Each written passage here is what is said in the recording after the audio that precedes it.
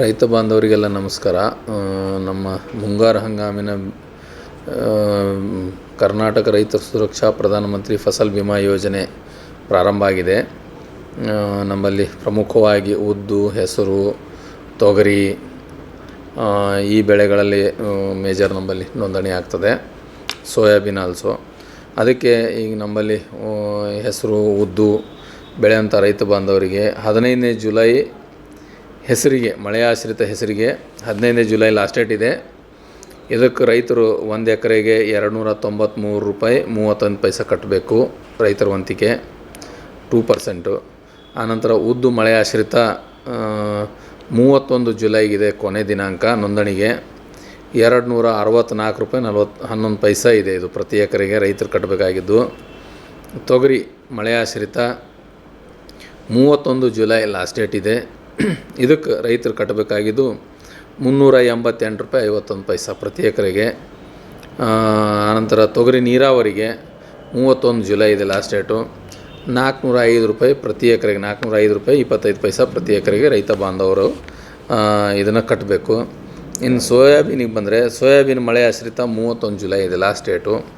ಇದಕ್ಕೆ $330.64 ರೈತರ ವಂತಿಕೆ ಇದೆ ಪ್ರತಿ ಎಕರೆಗೆ. ದಯವಿಟ್ಟು ರೈತ ಬಾಂಧವರು ಇದೆಲ್ಲ ನೋಟ್ ಮಾಡ್ಕೊಳ್ಳಿ. ಲಾಸ್ಟ್ ಡೇಟಿಗೆ ಯಾರು ಬ್ಯಾಂಕಿಗೆ ದಯವಿಟ್ಟು ಹೋಗಬೇಡಿ. ಈಗ ಬಿತ್ತನೆ ಆದ ತಕ್ಷಣ ತಾವೇನದಲ್ಲ ತಮ್ಮ ಪ್ರೀಮಿಯಮ್ ಬ್ಯಾಂಕಿಂದ ಅಕೌಂಟಿಂದ ಕಟ್ಟಿ ರಸೀದಿ ತೊಗೊಂಡು ತಮ್ಮ ಹತ್ರ ಸೇಫಾಗಿ ಇಟ್ಕೊಳ್ಳಿ. ಈಗ ಆಲ್ರೆಡಿ ಹೋದ ವರ್ಷ ನಾವು $185 ಕೋಟಿ ಬೆಳೆ ವಿಮೆಯನ್ನು ರೈತರಿಗೆಲ್ಲರಿಗೂ ಕೊಡಿಸಿದ್ದೀವಿ. ದೇವ್ರ ದಯೆಯಿಂದ ಒಳ್ಳೆ ಮಳೆ ಬಂದು ಬೆಳೆ ಬರಲಿ ಅಂತ ಆಶಿಸ್ತೀವಿ. ಇನ್ನೇನಾದರೂ ಮಳೆ ಬರಲಿಲ್ಲ, ಯಾವುದೇ ಸನ್ನಿವೇಶದಲ್ಲಿ ಬೆಳೆ ಹಾನಿ ಆಯಿತು ಅಂದ್ರೆ ನಮ್ಮ ಬೆಳೆ ವಿಮೆ ತಾವು ಮಾಡಿದ್ದು ತಮ್ಮೆಲ್ಲರಿಗೆ ಸಹಾಯಕ್ಕೆ ಬರ್ತದೆ. ಅದಕ್ಕಾಗಿ ದಯವಿಟ್ಟು ಎಲ್ಲ ರೈತ ಬಾಂಧವರಲ್ಲಿ ನನ್ನ ಕಳಕಳಿ ವಿನಂತಿ ಇದೆ, ತಾವೆಲ್ಲರೂ ಬೆಳೆ ವಿಮೆಯಲ್ಲಿ, ಮುಂಗಾರು ಹಂಗಾಮಿನ ಈ ಬೆಳೆ ವಿಮೆಯಲ್ಲಿ ನೋಂದಣಿ ಮಾಡ್ಕೊರಿ ಅಂತ ರಿಕ್ವೆಸ್ಟ್ ಮಾಡ್ತೀನಿ. ನೀವು ಕೂಡ ಕಣ್ಣಿನ ಸಮಸ್ಯೆ ಎದುರಿಸುತ್ತಿದ್ದೀರಾ? ಎಲ್ಲಿ ಚಿಕಿತ್ಸೆ ಪಡೆಯಬೇಕು ಅಂತ ಯೋಚನೆ ಮಾಡ್ತಾ ಇದ್ದೀರಾ? ಮತ್ಯಾಕೆ ತಡ? ದೃಷ್ಟಿ ಐ ಆಸ್ಪತ್ರೆ ಕಲಬುರಗಿಗೆ ಭೇಟಿ ನೀಡಿ. ಖ್ಯಾತ ಅನುಭವಿ ವೈದ್ಯರಿಂದ ಕಡಿಮೆ ದರದಲ್ಲಿ ಚಿಕಿತ್ಸೆ, ಕಣ್ಣಿನ ಪರೀಕ್ಷೆ, ಹೊಲಿಗೆ ರಹಿತ ಶಸ್ತ್ರಚಿಕಿತ್ಸೆ, ಪೊರೆ ಆಪರೇಷನ್, ಲೇಸರ್ ಇಂಜೆಕ್ಷನ್ ರಹಿತ ಶಸ್ತ್ರಚಿಕಿತ್ಸೆ, ಸಕ್ಕರೆ ಕಾಯಿಲೆ ಇರುವವರಿಗೆ ಲೇಸರ್ ಚಿಕಿತ್ಸೆ, ದೂರದೃಷ್ಟಿ ದೋಷ ಹಾಗೂ ಸಮೀಪ ದೃಷ್ಟಿ ದೋಷದ ಸಮಸ್ಯೆಗೆ ಸೂಕ್ತ ಪರಿಹಾರ, ಕನ್ನಡಕದ ಸೌಲಭ್ಯ, ಕಾಂಟ್ಯಾಕ್ಟ್ ಲೆನ್ಸ್ ಅಳವಡಿಕೆ, ಇಷ್ಟೆಲ್ಲ ಸೌಲಭ್ಯ ಒಂದೇ ಸೂರಿನಡಿ. ಹೆಚ್ಚಿನ ಮಾಹಿತಿಗಾಗಿ ಸಂಪರ್ಕಿಸಿ Gachchin Mani tower, Big Bazaar ಮುಂದುಗಡೆ, Jagat circle, Kalaburagi. Phone number 7899328915. ಪ್ರಕಟಣೆ ಆರೋಗ್ಯ ಮತ್ತು ಕುಟುಂಬ ಕಲ್ಯಾಣ ಇಲಾಖೆ, ಕಲಬುರಗಿ. ಮಳೆಗಾಲದಲ್ಲಿ ಹರಡುವ ರೋಗಗಳು: ಮಲೇರಿಯಾ, ಡೆಂಗಿ, ವಿಷಮಶೀತ ಜ್ವರ, ಚಿಕನ್ ಗುನ್ಯಾ, ಕಾಲರಾ, ಕಾಮಾಲೆ. ಭಯಬೇಡ, ಎಚ್ಚರಿಕೆ ಇರಲಿ. ಕಾಲರಾ ರೋಗದ ಬಗ್ಗೆ ಕೈಗೊಳ್ಳಬೇಕಾದ ಮುನ್ನೆಚ್ಚರಿಕೆ ಕ್ರಮಗಳು: ಕುಡಿಯುವ ನೀರಿನ ಶುದ್ಧತೆ ಬಗ್ಗೆ ಎಚ್ಚರ ವಹಿಸಿ, ಚೆನ್ನಾಗಿ ಕುದಿಸಿ ಆರಿಸಿದ ನೀರನ್ನು ಕುಡಿಯಿರಿ. ಸೊಪ್ಪು, ತರಕಾರಿಗಳನ್ನು ಶುದ್ಧವಾದ ನೀರಿನಿಂದ ಸ್ವಚ್ಛಗೊಳಿಸಿ ಬಳಿಕ ಸೇವಿಸಿ. ಶೌಚಾಲಯವನ್ನು ಬಳಸಿದ ನಂತರ ಹಾಗೂ ಆಹಾರವನ್ನು ಸೇವಿಸುವ ಮೊದಲು ಸಾಬೂನು ಬಳಸಿ ಕೈಗಳನ್ನು ಚೆನ್ನಾಗಿ ತೊಳೆಯಿರಿ. ಮನೆ ಆಹಾರ ಸೇವನೆಗೆ ಆದ್ಯತೆ ನೀಡಿ. ಅಸುರಕ್ಷಿತವಾಗಿ ತಯಾರಿಸಿದ ಹೊರಗಿನ ಆಹಾರವನ್ನು ಸೇವಿಸುವ ಮುನ್ನ ಎಚ್ಚರಿಕೆಯನ್ನ ವಹಿಸಿ.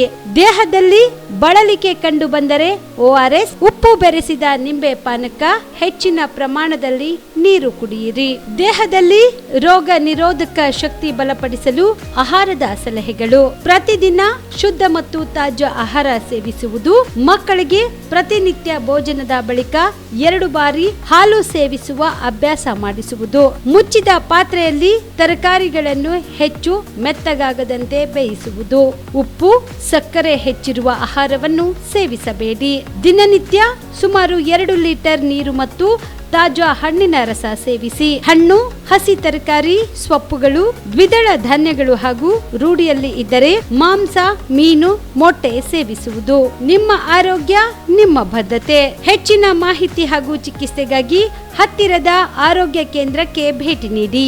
ಕಲಬುರಗಿಯಲ್ಲಿ ಸ್ತ್ರೀ ರೋಗ ಹಾಗೂ ಮಕ್ಕಳ ಚಿಕಿತ್ಸೆಗಾಗಿಯೇ ಪ್ರತ್ಯೇಕ ಆಸ್ಪತ್ರೆ ಪ್ರಾರಂಭ. ಸುಜಿನಿ ಕಲ್ಯಾಣ ಕರ್ನಾಟಕ ಭಾಗದ ಅತ್ಯಾಧುನಿಕ ತಾಯಿ ಮತ್ತು ಶಿಶುವಿನ ಆರೈಕೆಯ ಆಸ್ಪತ್ರೆ. ಸ್ತ್ರೀ ರೋಗ ತಜ್ಞ ಖ್ಯಾತ ವೈದ್ಯರು ಹಾಗೂ ಮಕ್ಕಳ ತಜ್ಞ ಖ್ಯಾತ ವೈದ್ಯರ ತಂಡದಿಂದ ಕಡಿಮೆ ದರದಲ್ಲಿ ಚಿಕಿತ್ಸೆ. ವಿಶ್ವ ದರ್ಜೆಯ ಉಪಕರಣಗಳ ಮತ್ತು ಅತ್ಯಾಧುನಿಕ ಐಸಿಯು, ಎನ್ಐಸಿಯು ಹಾಗೂ ಇತರೆ ಸೌಲಭ್ಯಗಳಿಂದ ಮಕ್ಕಳಿಗೆ ಗುಣಮಟ್ಟದ ಆರೈಕೆ. ಸುಜಿನಿ ಆಸ್ಪತ್ರೆಯಲ್ಲಿನ ಸೌಲಭ್ಯಗಳು: ದಿನದ 24 ಗಂಟೆಯಲ್ಲಿ ತುರ್ತು ಸೇವೆ, ಹೈ ರಿಸ್ಕ್ ಗರ್ಭಧಾರಣೆ, ಒಬೆಸ್ಟ್ರಿಕ್ ಐಸಿಯು, ನವಜಾತ ಮತ್ತು ಶಿಶು ಐಸಿಯು, ಶಿಶು ಸಂಬಂಧಿತ ಶಸ್ತ್ರಚಿಕಿತ್ಸೆ, ಲ್ಯಾಪ್ರೋಸ್ಕೋಪಿ, ಲಸಿಕಾಕರಣ, ತಜ್ಞ ವೈದ್ಯರ ಸಲಹೆ, ಡಯಾಗ್ನೋಸ್ಟಿಕ್ ಮತ್ತು ಅಲ್ಟ್ರಾಸೌಂಡ್ ಸೇರಿದಂತೆ ಅನೇಕ ಸೌಲಭ್ಯಗಳು ನಿಮ್ಮ ಸುಜಿನಿ ಆಸ್ಪತ್ರೆಯಲ್ಲಿ ಲಭ್ಯ.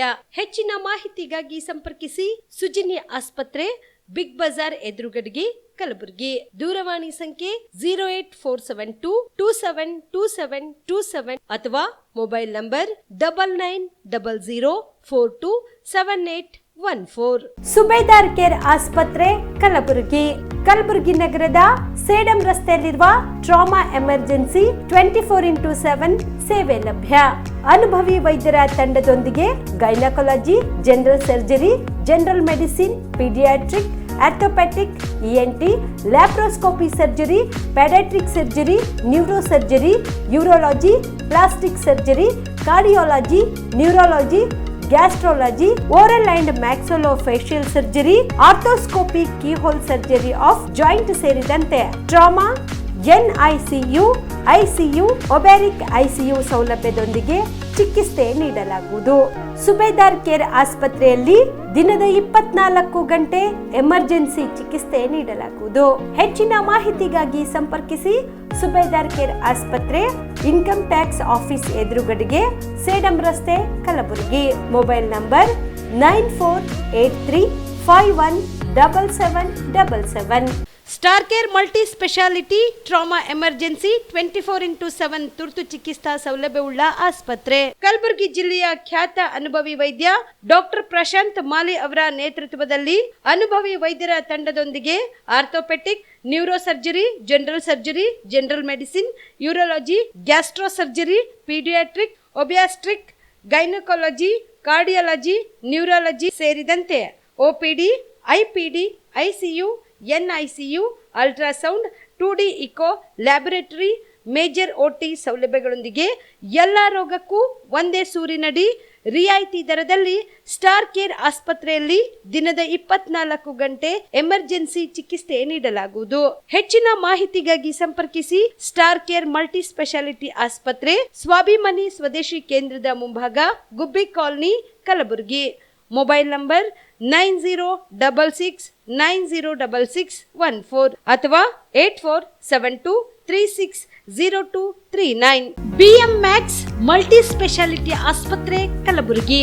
ಎಲ್ಲ ರೋಗಕ್ಕೆ BM Max ಆಸ್ಪತ್ರೆ ಮದ್ದು. ಖ್ಯಾತ ಅನುಭವಿ ವೈದ್ಯರ ತಂಡದಿಂದ ಪ್ರಾರಂಭಿಸಿರುವ BM Max ಆಸ್ಪತ್ರೆಯಲ್ಲಿ ದಿನದ 24 ಗಂಟೆ ಎಮರ್ಜೆನ್ಸಿ ಟ್ರಾಮಾ ಚಿಕಿತ್ಸೆ.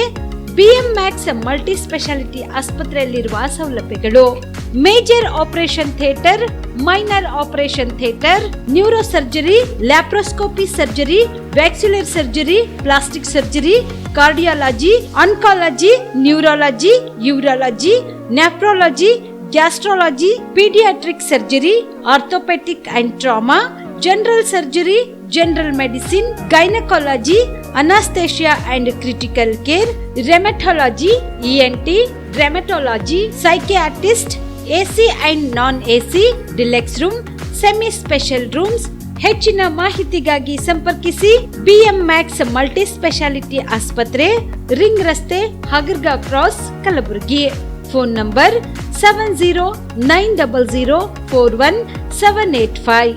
ನಮಸ್ತೆ, ನನ್ನ ಹೆಸರು ಶಿವಕುಮಾರ್ ಅಂತ, ಎಕ್ಸೆಲ್ ಅಕಾಡೆಮಿ ವೈಸ್ ಪ್ರೆಸಿಡೆಂಟು. ನಮ್ಮ ಕಂಪ್ನಿ ಎಕ್ಸೆಲ್ ಅಕಾಡೆಮಿಕ್ಸು 15 ವರ್ಷದಿಂದ ರನ್ ಮಾಡ್ತಾ ಇದ್ವಿ. ನೀಟ್ ಮತ್ತು CET ಕೋಚಿಂಗ್ ಕೊಡ್ತಾ ಇದ್ವಿ. ನಮ್ಮಲ್ಲಿ ಈಗ ಕ್ರಾಶ್ ಕೋರ್ಸ್ ಅಂತ ನಾವು ಕೊಡ್ತಾ ಇದ್ವಿ. ಈ ಕ್ರಾಶ್ ಕೋರ್ಸ್ ಒಂದು ಅಲ್ಪಾವಧಿ ಕೋರ್ಸ್. ಇದು ಶಾರ್ಟ್ ಟರ್ಮ್ ಕೋರ್ಸ್ ಅಂತ ಕರಿತೀವಿ. ಈ ಕೋರ್ಸು 30ರಿಂದ 45 ದಿನ ಇರುತ್ತೆ ಸರ್. ಈ ಕ್ರಾಶ್ ಕೋರ್ಸ್ ಬಂದು ಸೆಕೆಂಡ್ PUC ಕಂಪ್ಲೀಟ್ ಆಗಿರೋ ಮಕ್ಕಳಿಗೆ ಮತ್ತು ಸೆಕೆಂಡ್ PUC ಇವಾಗ ಓದ್ತಾ ಇರೋ ಮಕ್ಕಳಿಗೆ ಇದು ಯೂಸ್ಫುಲ್ ಆಗುತ್ತೆ. ಈ crash course NEET crash course ಅಂತ ಕೊಡ್ತೀವಿ ಮತ್ತು CET ಕ್ರಾಶ್ ಕೋರ್ಸ್ ಅಂತ ಕೊಡ್ತೀವಿ. ನೀಟಿಗೆ 45 ಡೇಸ್ ಇರುತ್ತೆ, CETಗೆ 30 ಡೇಸ್ ಇರುತ್ತೆ ಸರ್.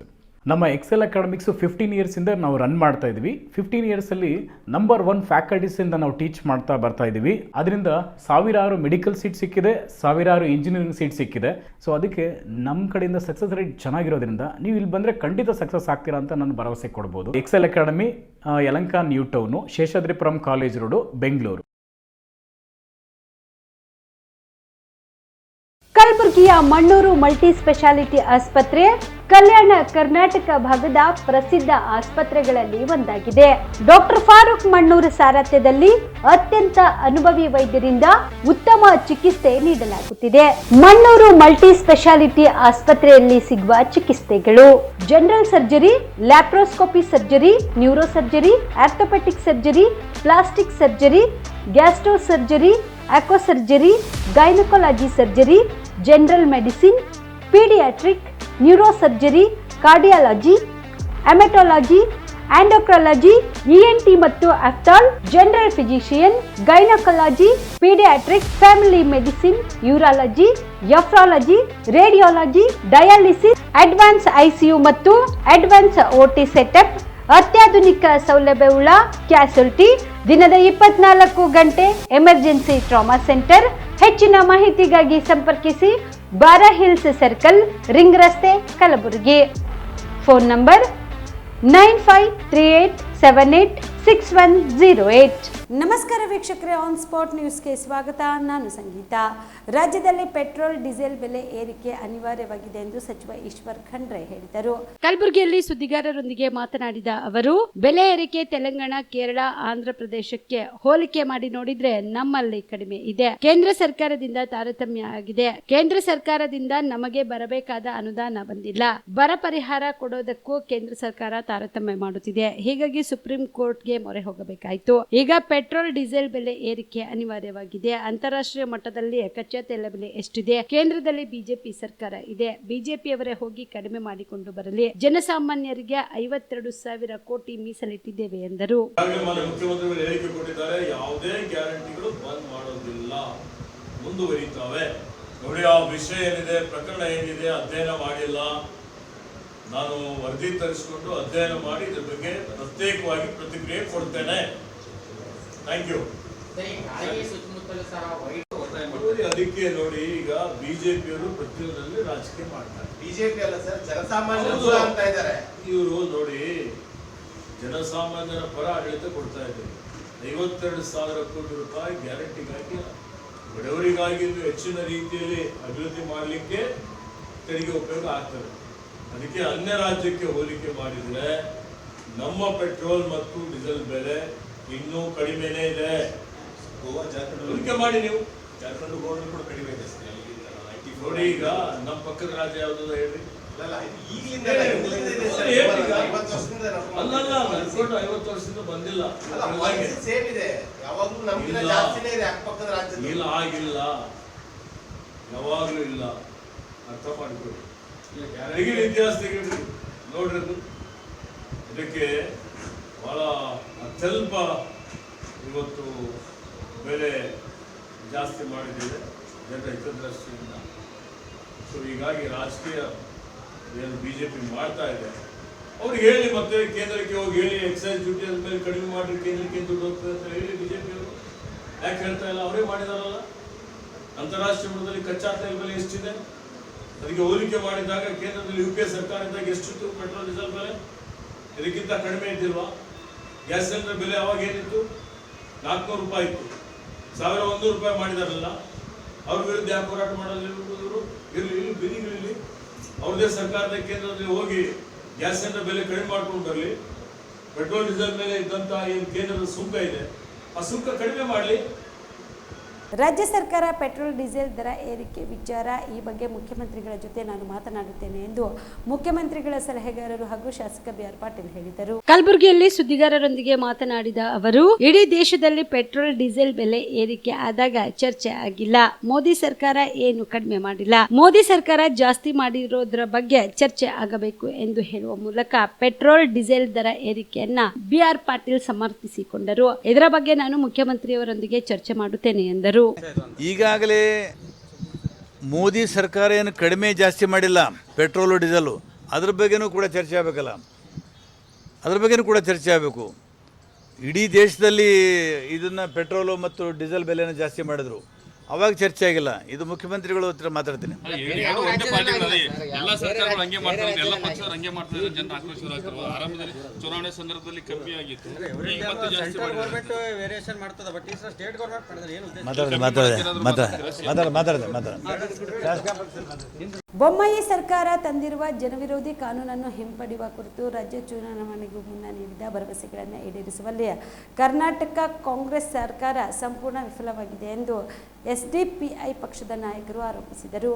ಕಲಬುರಗಿ ನಗರದ ಎಸ್ಡಿಪಿಐ ಕಚೇರಿಯಲ್ಲಿ ನಡೆದ ಸುದ್ದಿಗೋಷ್ಠಿಯನ್ನು ಉದ್ದೇಶಿಸಿ ಮಾತನಾಡಿದ ಅವರು, ಗೋ ಹತ್ಯೆ ಮಸೂದೆಯನ್ನು ಹಿಂಪಡೆಯುವುದು, ಟುಬಿ ಮುಸ್ಲಿಂ ಮೀಸಲಾತಿಯನ್ನು ಮರುಸ್ಥಾಪಿಸುವುದು, ಹಿಜಾಬ್ ಸಮಸ್ಯೆಯನ್ನು ಪರಿಹರಿಸುವುದು ಮತ್ತು ಅಲ್ಪಸಂಖ್ಯಾತರಿಗೆ 10,000 ರೂಪಾಯಿ ಬಜೆಟ್ ಅನ್ನು ನಿಗದಿಪಡಿಸುವುದು ಸೇರಿದಂತೆ ಅನೇಕ ಭರವಸೆಗಳನ್ನು ನೀಡಿದ್ದು ಈಡೇರಿಸುವಲ್ಲಿ ಸಂಪೂರ್ಣವಾಗಿ ವಿಫಲರಾಗಿದ್ದಾರೆ ಎಂದರು. ಈ ಪತ್ರಿಕಾಗೋಷ್ಠಿಯಲ್ಲಿ ಎಸ್ಡಿಪಿಐ ಕರ್ನಾಟಕ ರಾಜ್ಯ ಕಾರ್ಯದರ್ಶಿ ಅಬ್ದುಲ್ ರಹೀಂ ಪಟೇಲ್, ಮೊಹಮ್ಮದ್ ಮೊಹಿಸಿನ್, ಮಹಬೂಲ್ ಶಾह ಸೇರಿದಂತೆ ಅನೇಕರು ಉಪಸ್ಥಿತರಿದ್ದರು.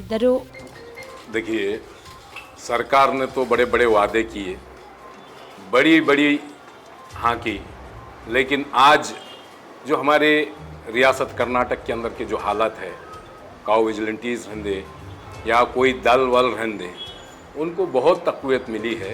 ये तकवीत मिली है चिल्ला पुकारी जब तक का रूलिंग में नहीं थे, तब तक का ये सब चिल्ला पुकारी चली सरकार की. अब जो सरकार है सिटिंग गवर्नमेंट, ये आज क्यों खामोश बैठी?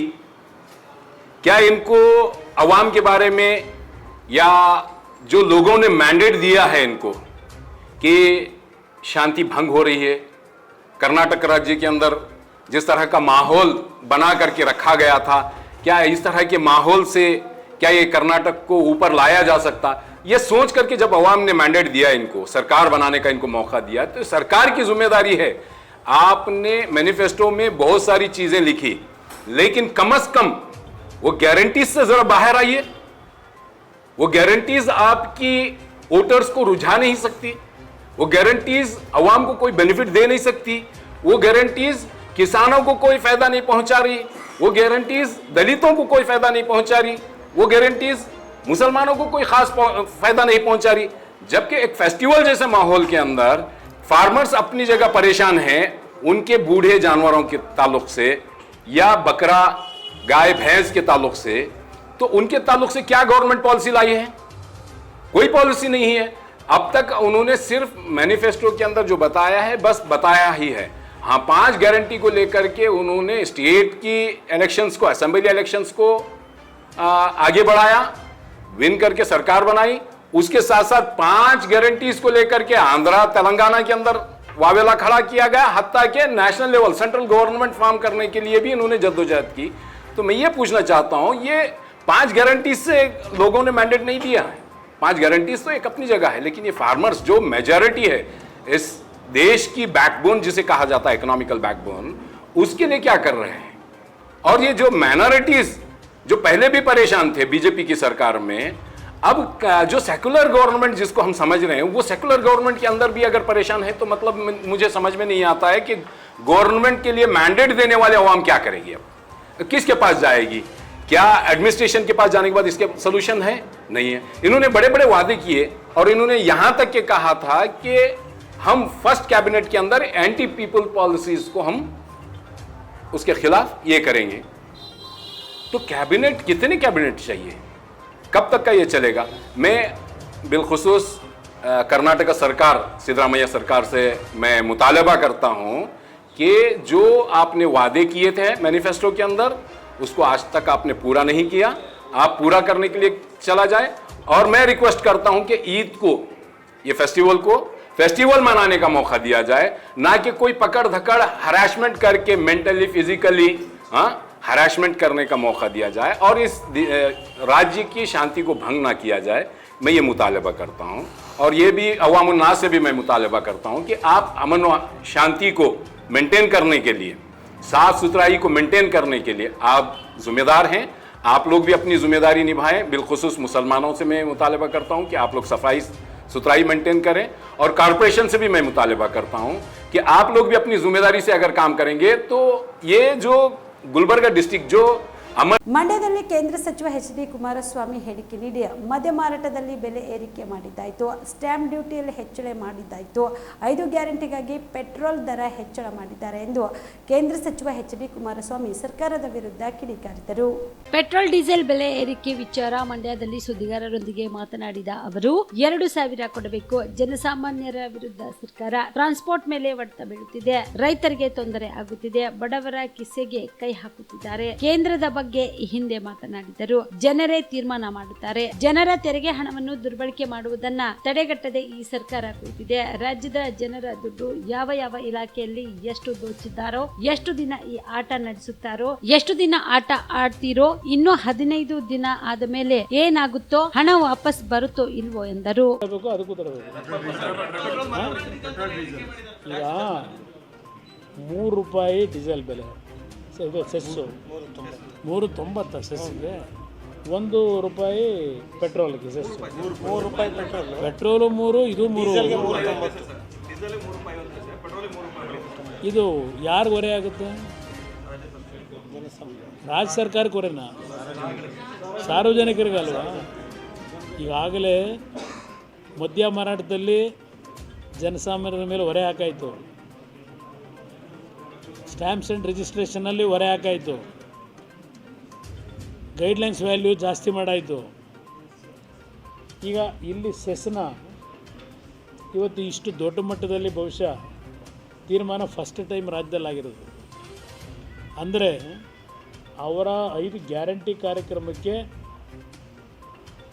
ಸರ್ಕಾರದ ಆದಾಯದಲ್ಲಿ ಕೊರತೆ ಏನಾಗ್ತಾ ಇದೆ, ಅದಕ್ಕೆ ಇದನ್ನೇನು ಈಗ ಏರಿಕೆ ಮಾಡ್ತಕ್ಕಂಥದ್ದು ಹೊರಟಿದ್ದಾರೆ ಸೆಸ್ನ.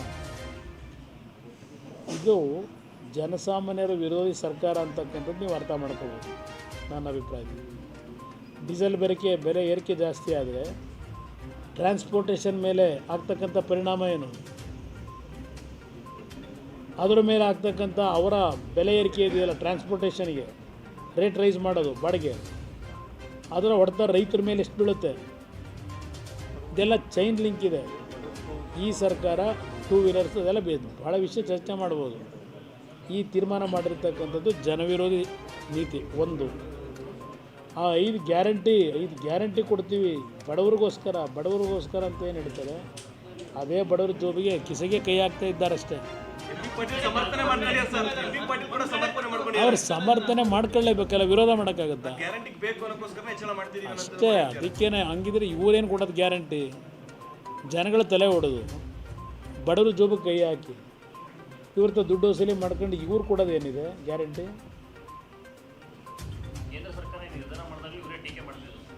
ಕೇಂದ್ರ ಸರ್ಕಾರದ ಬಗ್ಗೆ ಏನೇನು ಟೀಕೆ ಮಾಡ್ಕೊಂಡ್ರು ನಿಮ್ಮ ಮುಂದೆನೇ ಇದೆಯಲ್ಲ.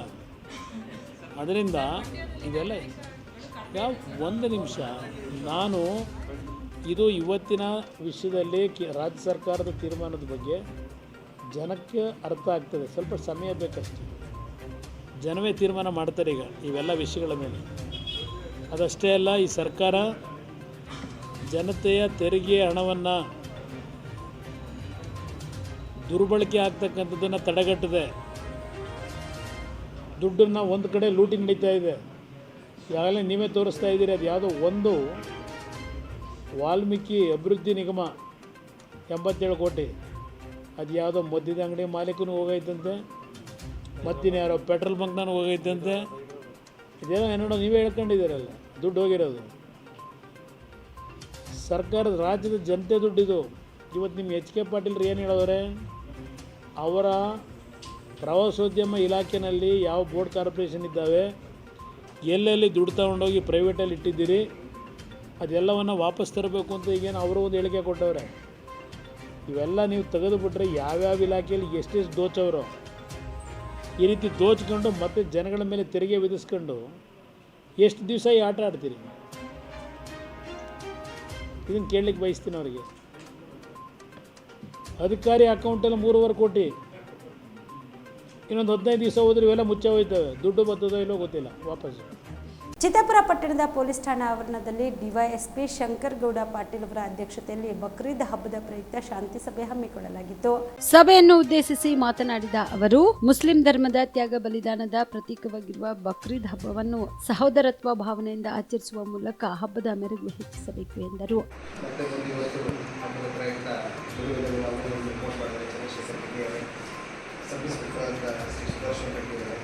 ಹಾಗೂ ನಮ್ಮ ತಾಲೂಕು ಪಶುವೈದ್ಯರು ಹಾಗೂ ತಹಸೀಲ್ದಾರ್ ಅವರೇ, ಇಲ್ಲಿ ನಡೆದಂತಹ ಎಲ್ಲ ಆತ್ಮೀಯ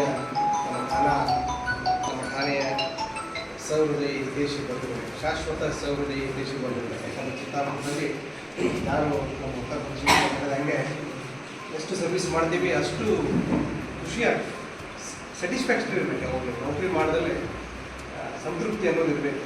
ಅಲ್ಲಿ 4 ದಿನ ಮಾಡಲಿ 2 ವರ್ಷ ಮಾಡಲಿ ಯಾವಾಗೇ ಮಾಡಲಿ ಅವರು ಸೇವೆ ಮಾಡಿದ್ದು ಸಂತೃಪ್ತಿ ಇರಬೇಕು. ಆ ಸೇವೆ ಮಾಡಿದ ಸಂತೃಪ್ತಿ ಚಿತ್ತಾಪುರದಾಗ ಯಾರು ಮಾಡ್ತಾರೆ ಎಲ್ಲ ಅಧಿಕಾರಿಗಳಿಗೂ ಕೂಡ ಸಂತೃಪ್ತಿ ಇದೆ. ಯಾಕಂದರೆ ಧನ್ಯತಾ ಭಾವ, ಅನ್ಯೋನ್ಯತೆ ಮತ್ತು ಒಳ್ಳೆಯ ಕೆಲಸ ಮಾಡಿದ್ದಕ್ಕೆ ಶಬಾಸ್ಗಿರಿ ಮತ್ತು ಅನ್ನೆಸೆಸರಿಯಾಗಿ ವಿನಾಕಾರಣ ಯಾವುದೇ ಅಧಿಕಾರಿಗಳಿಗೆ ತೊಂದರೆ ಕೊಡ್ತಕ್ಕಂಥ ಜನ ಇಲ್ಲಿ ಹುಡುಕಿದ್ರು ಕೂಡ ಸಿಗ್ಬೋದು. ಅವಾಗ ನಾವು ಚೆನ್ನಾಗಿ ಉಪಯೋಗ ಮಾಡ್ಕೋಬೇಕು. ನಮ್ಮ ಕೆಲಸಕ್ಕೂ ಕೂಡ ಅದೇ ರೀತಿ ಒಂದು ಒಳ್ಳೆಯ ಇದಕ್ಕೆ ಅವರನ್ನು ಉಪಯೋಗ ಮಾಡ್ಕೊಳ್ತಕ್ಕಂಥದ್ದು ಕೂಡ ನಾವು ಮಾಡಬೇಕು. ಅಧಿಕಾರಿಗಳು ಅದನ್ನು ಎಲ್ಲ ಅವರು ಹೇಳಿದರೆ ಅಂಥ ಜನತೆ ಇಲ್ಲಿ ನಮ್ಮ ಮುಂದೆ ಇವತ್ತು ಶಾಂತಿ ಸಭೆಯ ಇದಕ್ಕೆ ಎಲ್ಲರೂ ತಾವೆಲ್ಲರೂ ಸಾಕ್ಷಿಯಾಗಿದ್ದೀವಿ. ಜೊತೆಗೆ ನಮ್ಮ ಪತ್ರಿಕಾ ಮಾಧ್ಯಮದ ಮಿತ್ರರು ಹಾಗೂ ನಮ್ಮ ಆತ್ಮೀಯ ಎಲ್ಲ ಸಿಬ್ಬಂದಿ ವರ್ಗಗಳು ಈಗಾಗಲೇ ಬಹಳಷ್ಟು ನಮ್ಮ ಹಿತೋಪದೇಶಗಳನ್ನು ನಮ್ಮ ಸರ್ಕಾರದವರಾಗಿರ್ಬೋದು, ಈ ಸಂದರ್ಭದಲ್ಲಿ ಪೊಲೀಸ್ ಇಲಾಖೆ ಅಧಿಕಾರಿಗಳು, ಸಿಬ್ಬಂದಿಗಳು ಸೇರಿದಂತೆ ಅನೇಕ ಸಮಾಜದ ಮುಖಂಡರುಗಳು ಭಾಗಿಯಾಗಿದ್ದರು. MD Mashak, on spot news, Chittapur. ಕರ್ನಾಟಕದಲ್ಲಿ ಕಾಂಗ್ರೆಸ್ ಸರ್ಕಾರದ 5 ಗ್ಯಾರಂಟಿ ಯೋಜನೆಗಳಿಂದ ರಾಜ್ಯದಲ್ಲಿ ಮೂಲಭೂತ ಅಭಿವೃದ್ಧಿ ಶೂನ್ಯವಾಗಿದೆ ಎಂದು ಕಲ್ಯಾಣ ಕರ್ನಾಟಕ ಸಮಾಜ ಜಾಗರಣ ಮಂಚ್ ಸಂಚಾಲಕ ರಮೇಶ್ ಕಪೂರ್ ಆರೋಪಿಸಿದರು. ಚಿಂಚೋಳಿಯಲ್ಲಿ ಕರೆದ ಪತ್ರಿಕಾಗೋಷ್ಠಿಯನ್ನು ಉದ್ದೇಶಿಸಿ ಮಾತನಾಡಿದ ಅವರು, ಕರ್ನಾಟಕದಲ್ಲಿ ಕಾಂಗ್ರೆಸ್ ಸರ್ಕಾರ 5 ಗ್ಯಾರಂಟಿ ಯೋಜನೆಗಳಿಂದ ರಾಜ್ಯದಲ್ಲಿ ಮೂಲಭೂತ ಅಭಿವೃದ್ಧಿ ಶೂನ್ಯವಾಗಿದೆ. ರಾಜ್ಯದ ಕಾಂಗ್ರೆಸ್ ಸರ್ಕಾರವು 1 ವರ್ಷ ಆದರೂ ಕೂಡ ಇನ್ನೂ ಕೂಡ 1 ಕಿಲೋಮೀಟರ್ ರಸ್ತೆ ಕೂಡ ಹೊಸದಾಗಿ ನಿರ್ಮಾಣ ಮಾಡಿಲ್ಲ. ಹೀಗಾಗಿ ಕಾಂಗ್ರೆಸ್ ಸರ್ಕಾರ ಗ್ಯಾರಂಟಿ ಯೋಜನೆಯನ್ನು ರಾಜ್ಯದಲ್ಲಿ ಬಡತನ ಹೊಂದಿರುವ ಬಿಪಿಎಲ್ ಕಾರ್ಡ್ದಾರರಿಗೆ ನೀಡಬೇಕು. ಆದರೆ ಶ್ರೀಮಂತರಿಗೂ ಕೂಡ ಗ್ಯಾರಂಟಿ ಯೋಜನೆ ನೀಡುತ್ತಿದ್ದಾರೆ. ಈ ಸರ್ಕಾರ ಮಾಡಿರುವ ಗ್ಯಾರಂಟಿಗಳು ವಿಫಲವಾಗುತ್ತಿವೆ. ಕರ್ನಾಟಕ ರಾಜ್ಯದಲ್ಲಿ ಮೂಲಭೂತ ಸೌಕರ್ಯಗಳ ಬಗ್ಗೆ ಕಾಂಗ್ರೆಸ್ ಸರ್ಕಾರವು ಗಮನ ಹರಿಸಿ ವಿವಿಧ ಮೂಲಭೂತ ಸೌಕರ್ಯಗಳನ್ನು ಜನರಿಗೆ ನೀಡಿ ಅಭಿವೃದ್ಧಿಪಡಿಸಬೇಕು ಎಂದು ನಾನು ಈಗಾಗಲೇ ಮುಖ್ಯಮಂತ್ರಿ ಅವರಿಗೆ ಲಿಖಿತವಾಗಿ ಮನವಿ ಪತ್ರವನ್ನು ಫ್ಯಾಕ್ಸ್ ಮುಖಾಂತರ ನೀಡಿದ್ದೇನೆ ಎಂದು ತಿಳಿಸಿದರು. ಕರ್ನಾಟಕದಲ್ಲಿ ಕಾಂಗ್ರೆಸ್ ಸರ್ಕಾರ ಜಾರಿ ಮಾಡಿರ್ತಕ್ಕಂಥ 5 ಗ್ಯಾರಂಟಿ ಯೋಜನೆಗಳು ಪುನರ್ ಪರಿಶೀಲನೆ ಮಾಡ್ತಕ್ಕಂಥದ್ದು ಭಾಳ ಅವಶ್ಯಕತೆವೆಂದು ಕಂಡು ಬರ್ತಾ ಇದೆ. ಕಾರಣ, ಈ 5 ಗ್ಯಾರಂಟಿ ಯೋಜನೆಗಳಿಗೆ ಸರ್ಕಾರ ಒದಗಿಸ್ತಕ್ಕಂಥ ಅನುದಾನ ಈ ಕಾರಣದಿಂದಾಗಿ ಅನೇಕ ಡೆವಲಪ್ಮೆಂಟ್ಸ್ ವರ್ಕ್ಗಳು, ಅಭಿವೃದ್ಧಿ ಕೆಲಸಗಳು ನಿಂತು ಹೋಗಿಬಿಟ್ಟಿದ್ದಾವೆ. ಒಂದು ರೋಡ್ ಆಗಲಿ, ಆಸ್ಪತ್ರೆಗಳ ಕಟ್ಟಡಗಳಾಗಲಿ, ಶಾಲೆ ಕಟ್ಟಡಗಳಾಗಲಿ, ಇನ್ನಿತರ ಅನೇಕ ಕಾಮಗಾರಿ ಕೆಲಸಗಳು ನಿಂತು ಹೋಗಿಬಿಟ್ಟಿದ್ದಾವೆ. ಸರ್ಕಾರ ಅಸ್ತಿತ್ವಕ್ಕೆ ಬಂದ ಮೇಲೆ ಯಾವಲ್ಲಿ ಕೂಡ ಒಂದು ಅಡಿಗಲ್ಲ ಸಮಾರಂಭವೂ ನಡೀತಾ ಇಲ್ಲ. ಅದಕ್ಕೆ ಕೇಳಿದರೆ ನೇರವಾಗಿ ಕೇಳಿ ಬರ್ತಕ್ಕಂಥ ವಿಚಾರ ಅಂತಂದರೆ ಅಭಿವೃದ್ಧಿ ಕೆಲಸಕ್ಕೆ ಹಣದ ಅನುದಾನದ ಲಭ್ಯವಿಲ್ಲ. ಅನುದಾನ ಲಭ್ಯವಿಲ್ಲದ ಕಾರಣದಿಂದ ಇವೆಲ್ಲ ಅಭಿವೃದ್ಧಿ ಕೆಲಸ ಕಾರ್ಯಗಳು ನಡೀತಾ ಇಲ್ಲ. ಇನ್ನೊಂದು ವಿಷಯ ಅಂದರೆ, ಈಗ ಸಂವಿಧಾನದ ಆಶಯ ಆದರೂ ಕೂಡ ಇಷ್ಟೇ, ಏನು ಅಂದರೆ ಈ ದೇಶವಾಸಿಗಳಿಗೆ, ಈ ಸಮಾಜದಲ್ಲಿ ಇರ್ತಕ್ಕಂಥ ಕಡು ಬಡವರಿಗೆ, ಯಾರು ಶಿಕ್ಷಣದಿಂದ ಹಿಂದುಳಿದ್ದಾರೆ, ಸಾಮಾಜಿಕವಾಗಿ ಹಿಂದುಳಿದ್ದಾರೆ, ಆರ್ಥಿಕವಾಗಿ ಹಿಂದುಳಿದಿದ್ದಾರೆ, ಅವರಿಗೆ ಆಯಾ ರಾಜ್ಯ ಸರ್ಕಾರಗಳು ಮತ್ತು ಕೇಂದ್ರ ಸರ್ಕಾರಗಳು ವಿಶೇಷವಾದಂಥ ಸವಲತ್ತುಗಳಾಗಲಿ, ಮೀಸಲಾತಿಗಳಲ್ಲಾಗಿ ಕಲ್ಪಿಸಬೇಕು ಅಂಥೇಳಿ ಸಂವಿಧಾನ ಆಶೆ ಕೂಡ ಹೌದು. ಆದರೆ ಇಲ್ಲಿ ಈ 5 ಗ್ಯಾರಂಟಿ ಯೋಜನೆಗಳಲ್ಲಿ ಇಲ್ಲಿ ಯಾವುದೇ ತೀರಿರ್ತಕ್ಕಂಥ ಏನು ಇಲ್ಲಿ ಸೌಲಭ್ಯಗಳು ಒದಗಿಸ್ತಾ ಇದ್ದಾರೆ ಸರ್ಕಾರ, ಇಲ್ಲಿ ಎಲ್ಲರಿಗೂ ಸೌಲಭ್ಯಗಳು ಒದಗಿಸ್ತಾ ಇದ್ದಾರೆ. ಶ್ರೀಮಂತರಿಗೂ ಒದಗಿಸ್ತಾ ಇದ್ದಾರೆ, ಬಡವರಿಗೂ ಒದಗಿಸ್ತಾ ಇದ್ದಾರೆ. ಈ ರೀತಿ ಆಗೋದ್ರಲ್ಲಿಂದ ಏನಾಗ್ತಾ ಇದೆ ಅಂತಂದರೆ ಸರ್ಕಾರದ ಖಜಾನೆನೇ ಖಾಲಿ ಆಗ್ತಾ ಇದೆ. ಇಲ್ಲಿ ಈ ಯೋಜನೆ ನಿಲ್ಲಿಸಬೇಕು ಅನ್ನೋದು ಉದ್ದೇಶ ಅಲ್ಲ, ಈ ಯೋಜನೆಯನ್ನು ಮುಂದುವರಿಸಬೇಕು ಹೊರತಾಗಿ ಈ ಯೋಜನೆಗಳ ಸೌಲಭ್ಯ, ಈ ಯೋಜನೆಗಳ ಉಪಯೋಗ ಯಾರಿಗಾಗಬೇಕು ಅಂತಂದರೆ ಬಡವರಿಗಾಗಬೇಕು, ಕೃಷಿ ಕೂಲಿ ಕಾರ್ಮಿಕರಿಗಾಗಬೇಕು, ಇತರ ಕಾರ್ಮಿಕರಿಗಾಗಬೇಕು, BPL ಕಾರ್ಡ್ ಇರ್ತಕ್ಕಂಥವ್ರಿಗೆ ಉಪಯೋಗ ಆಗಬೇಕು. ಇದು ಸರಿಯಾದಂಥ ಕ್ರಮ ಆಗ್ತದೆ. ಮತ್ತು ಪದವೀಧರರು 2022-23 ಸಾಲಿನಲ್ಲಿ ಯಾರು ಪಾಸ್ ಮಾಡಿದ್ದಾರೆ, ನಿರುದ್ಯೋಗಿಗಳಾಗಿದ್ದಾರೆ, ಅವ್ರಿಗೆ ಮಾತ್ರ ಮಾಸಿಕ 3,000 ರೂಪಾಯಿ ಮಾಸಾಶನ ಕೊಡ್ತೀವಿ ಅಂತ ಸರ್ಕಾರ ಘೋಷಣೆ ಮಾಡಿದ್ದಿದೆ. ಅದು ಸರಿಯಾದ ಕ್ರಮ ಅಲ್ಲ. ಯಾರು ನಿರುದ್ಯೋಗಸ್ಥರಾಗಿದ್ದಾರೋ ಅವರಿಗೆ ನೀವು ಎಷ್ಟೇ ಮಾಸಾಶನ ಕೊಟ್ಟರು ಎಲ್ಲರಿಗೂ ಕೂಡ ಮಾಸಾಶನ ಕೊಡ್ತಕ್ಕಂಥದ್ದು ಯೋಜನೆ ಇರಬೇಕು. ಇತ್ತೀಚೆಗೆ ಇವತ್ತೇ ಪತ್ರಿಕೆಯಲ್ಲಿ ವರದಿಯಾದಂತೇಳಿ ಬಿಹಾರದಲ್ಲಿನೂ ಕೂಡ ನಿತೀಶ್ ಕುಮಾರ್ ಸರ್ಕಾರ ಈ ನಿರುದ್ಯೋಗಸ್ಥರಿಗೆ Sanjeev Kumar Patil, on spot news, Chincholi. ರಾಜ್ಯ ಸರ್ಕಾರ ಮುಂದಾಲೋಚನೆ ಇಲ್ಲದೆ 5 ಗ್ಯಾರಂಟಿ ಘೋಷಣೆ ಮಾಡಲಾಗಿತ್ತು. ಈಗ ಆರ್ಥಿಕ ಹೊರೆ ತಡೆಯಲು ಪೆಟ್ರೋಲ್, ಡೀಸೆಲ್ ಬೆಲೆ ಏರಿಕೆ ಮಾಡಿದ್ದಾರೆ. ರಾಜ್ಯ ಸರ್ಕಾರ ಗ್ಯಾರಂಟಿಗಾಗಿ ಖಜಾನೆಯಿಂದ ದುಡ್ಡು ಖರ್ಚು ಮಾಡಲಾಗುತ್ತಿದೆ. ದಿನನಿತ್ಯದ ಆಡಳಿತ ವ್ಯವಸ್ಥೆ ಕುಸಿದು ಹೋಗಿದೆ ಎಂದು ಕೇಂದ್ರ ಸಚಿವ ಪ್ರಹ್ಲಾದ್ ಜೋಶಿ ಕಿಡಿಕಾರಿದರು. ಹುಬ್ಬಳ್ಳಿ ನಗರದಲ್ಲಿ ಸುದ್ದಿಗಾರರೊಂದಿಗೆ ಮಾತನಾಡಿದ ಅವರು, ಗ್ಯಾರಂಟಿಯಿಂದ ಉಚಿತ ಕೊಡ್ತೇವೆ ಅಂತ ದರ ಏರಿಕೆ ಮಾಡಿ ಜನಸಾಮಾನ್ಯರ ಜೇಬಿಗೆ ಹೊರೆ ಆಗಿದೆ. ಜಾಗತಿಕ ಯುದ್ಧ, ತೀವ್ರ ಬರಗಾಲದಿಂದ ಸಂಕಷ್ಟ ಎದುರಿಸುತ್ತಿದ್ದಾರೆ. ಇದರ ಮಧ್ಯೆ ರಾಜ್ಯ ಸರ್ಕಾರ ಬೆಲೆ ಏರಿಕೆ ಮಾಡುತ್ತಿದೆ. ಇನ್ನು ಅನೇಕ ಕಡೆಗಳಲ್ಲಿ ಬೆಳೆಗಳು ಸರಿಯಾಗಿ ಬಂದಿಲ್ಲ. ಪ್ರಧಾನಿ ನರೇಂದ್ರ ಮೋದಿ ಸರ್ಕಾರ ಬೆಲೆ ನಿಯಂತ್ರಣಕ್ಕೆ ಮುಂದಾಗಿತ್ತು. ಸರಿಯಾದ ರೀತಿಯಲ್ಲಿ ಪೂರೈಕೆ ಇರದ ಕಾರಣ ಆಹಾರ ಧಾನ್ಯ ಸಿಗುತ್ತಿಲ್ಲ. ಈಗಲೂ ಸಿಗ್ತಾ ಇಲ್ಲ. ನೈಸರ್ಗಿಕವಾಗಿ ಅದು ಆಗಿದೆ. ಇನ್ನು ಮಾನವ ನಿರ್ಮಿತವಾದ ಪೆಟ್ರೋಲ್, ಡೀಸೆಲ್ ಬೆಲೆ ಜಾಸ್ತಿ ಮಾಡ್ತಾ ಇದ್ದಾರೆ. ಹಾಗಾದ್ರೆ ಏನ್ ಗ್ಯಾರಂಟಿ ಕೊಟ್ಟಿದ್ದೀರಿ? ಈಗ ಪೆಟ್ರೋಲ್ 3 ರೂಪಾಯಿ ಜಾಸ್ತಿ ಮಾಡಿದ್ದೀರಿ. ಇದರಿಂದ ಬಸ್ ದರ, ಹಾಲಿನ ದರ, ಅಕ್ಕಿ ಎಲ್ಲವೂ ಹೆಚ್ಚಾಗುತ್ತೆ. ಸರ್ಕಾರದ ಬಡತನ ವಿರೋಧಿ ನೀತಿ ವಿರೋಧಿಸುತ್ತೇನೆ ಎಂದು ಹೇಳಿದರು. ರಾಜ್ಯ ಸರ್ಕಾರ ಯಾವುದೇ ಮುಂದಾಲೋಚನೆ ಇರಲಾರ್ದೆ, ಪ್ಲಾನಿಂಗ್ ಇರಲಾರ್ದೆ ಗ್ಯಾರಂಟಿ ಅಂತ ಘೋಷಿಸಿ ಆ ಗ್ಯಾರಂಟಿಗಳನ್ನು ಅರ್ಧಂಬರ್ಧ ಮಾಡಿ ಇವತ್ತು ಜಗತ್ತಿನಾದ್ಯಂತ ಎಲ್ ನೀನೋ ಮತ್ತು ಜಾಗತಿಕ ಯುದ್ಧ ಇತ್ಯಾದಿ ಕಾರಣದಿಂದ ಅನೇಕ ರೀತಿಯಾದಂಥ ತೊಂದರೆಯನ್ನು ಜನ ಅನುಭವಿಸ್ತಾ ಇದ್ದಾರೆ. ಅದರಲ್ಲಿ ತೀವ್ರ ಬರಗಾಲ ಜಗತ್ತಿನ ಭಾಳ ದೇಶಗಳಲ್ಲಿ, ನಮ್ಮ ದೇಶವೂ ಸಹಿತ ಭಾಳ ದೇಶಗಳಲ್ಲಿ ಬರಗಾಲ ಬಿದ್ದಿದ್ದರಿಂದ ಎಲ್ ನೀನೋ ಪರಿಣಾಮವಾಗಿ ಅನೇಕ ಕಡೆ ಬೆಳೆಗಳು ಎಷ್ಟು ಬರಬೇಕಾಗಿತ್ತು, ಅಂದರೆ ಅಗ್ರಿಕಲ್ಚರಲ್ ಪ್ರೊಡ್ಯೂಸ್ ಎಷ್ಟು ಬರಬೇಕಾಗಿತ್ತು ಅಷ್ಟು ಬರಲಿಲ್ಲ. ಇದರ ಪರಿಣಾಮವಾಗಿ ಮೋದಿ ಸರ್ಕಾರ ಭಾಳಷ್ಟು ಪ್ರಯತ್ನವನ್ನು ಮಾಡಿ ಸಹಿತ ನಾವು ಬೆಲೆಯನ್ನು ನಿಯಂತ್ರಣದ ಪ್ರಯತ್ನವನ್ನು ಮಾಡ್ತಾಯಿದ್ದೇವೆ, ಮುಂದೂ ಮಾಡ್ತೇವೆ. ಅದರ ಅವೈಲೇಬಿಲಿಟಿನೇ ಕಮ್ಮಿ ಆಗಿರೋದ್ರಿಂದ ಜಗತ್ತು ಮತ್ತು ಭಾರತದಲ್ಲಿ ಈಗಾಗಲೇ ಜನ ತೊಂದರೆ ಅನುಭವಿಸ್ತಂಥ ಅದು ನೈಸರ್ಗಿಕ. ಇದು ಮಾನವ ನಿರ್ಮಿತವಾಗಿ ಇವರು ಬಂದ ನಂತರ 2ನೇ ಬಾರಿ ಪೆಟ್ರೋಲ್, ಡೀಸೆಲ್ ಬೆಲೆಯನ್ನು ಜಾಸ್ತಿ ಮಾಡ್ತಾಯಿದ್ದಾರೆ. ಇದರದ್ದು ಕ್ಯಾಸ್ಕೇಡಿಂಗ್ ಇಫೆಕ್ಟ್. ನೀವು ಗ್ಯಾರಂಟಿ ಏನು ಕೊಟ್ಟಂಗಾಯಿತು ಅಂತ ನಾನು ಪ್ರಶ್ನೆ ಮಾಡ್ತೀನಿ. ನೀವು 3.5 ರೂಪಾಯಿ ಜಾಸ್ತಿ ಮಾಡಿದ್ರಿ, ಈಗ ನ್ಯಾಚುರಲಿ ಬಸ್ ದರ ಜಾಸ್ತಿ ಆಗುತ್ತೆ, ಹಾಲು ದರ ಜಾಸ್ತಿ ಆಗುತ್ತೆ, ಉಳಿದ ಎಲ್ಲ ತರಕಾರಿ, ಬೇಳೆ ಕಾಳುಗಳು ಸೇರಿದಂತೆ ಅಕ್ಕಿ ಎಲ್ಲವೂ ಸೇರಿ ಜಾಸ್ತಿ ಆಗುತ್ತೆ. ಕ್ಯಾಸ್ಕೇಡಿಂಗ್ ಇಫೆಕ್ಟ್ ಇದು. ಹಾಗಾಗಿ ಸರ್ಕಾರದ ಬಡ ವಿರೋಧಿ ನೀತಿಯನ್ನು ನಾನು ತೀವ್ರವಾಗಿ ಖಂಡಿಸ್ತೇನೆ. ಮತ್ತು ಎರಡನೇದ್ದು, ಸರ್ಕಾರ ದಿವಾಳಿಯಾಗಿರೋ ಕಾರಣದಿಂದ ಈ ಕ್ರಮಕ್ಕೆ ಕೈ ಹಾಕಿದ್ದಾರೆ.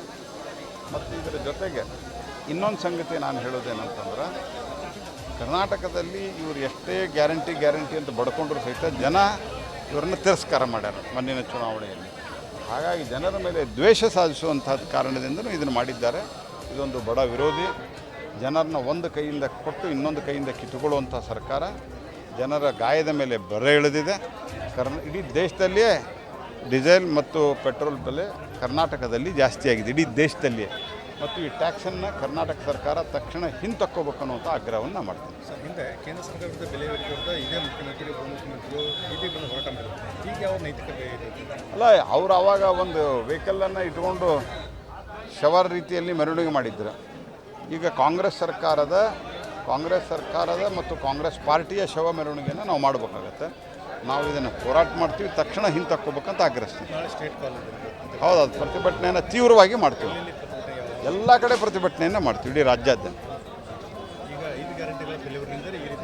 ಹೌದೌದು, ಸರ್ಕಾರ ದಿವಾಳಿ ಎದ್ದಿದೆ, ಸರ್ಕಾರ ಆರ್ಥಿಕ ಶಿಸ್ತಿಲ್ಲ, ರಸ್ತೆಗಳಾಗ್ತಾ ಇಲ್ಲ, ಮೇಲೆ ಇದು ಒಂದು ದೊಡ್ಡದಾದಂಥ ಬರೆಯನ್ನು ಹಾಕಿದೆ.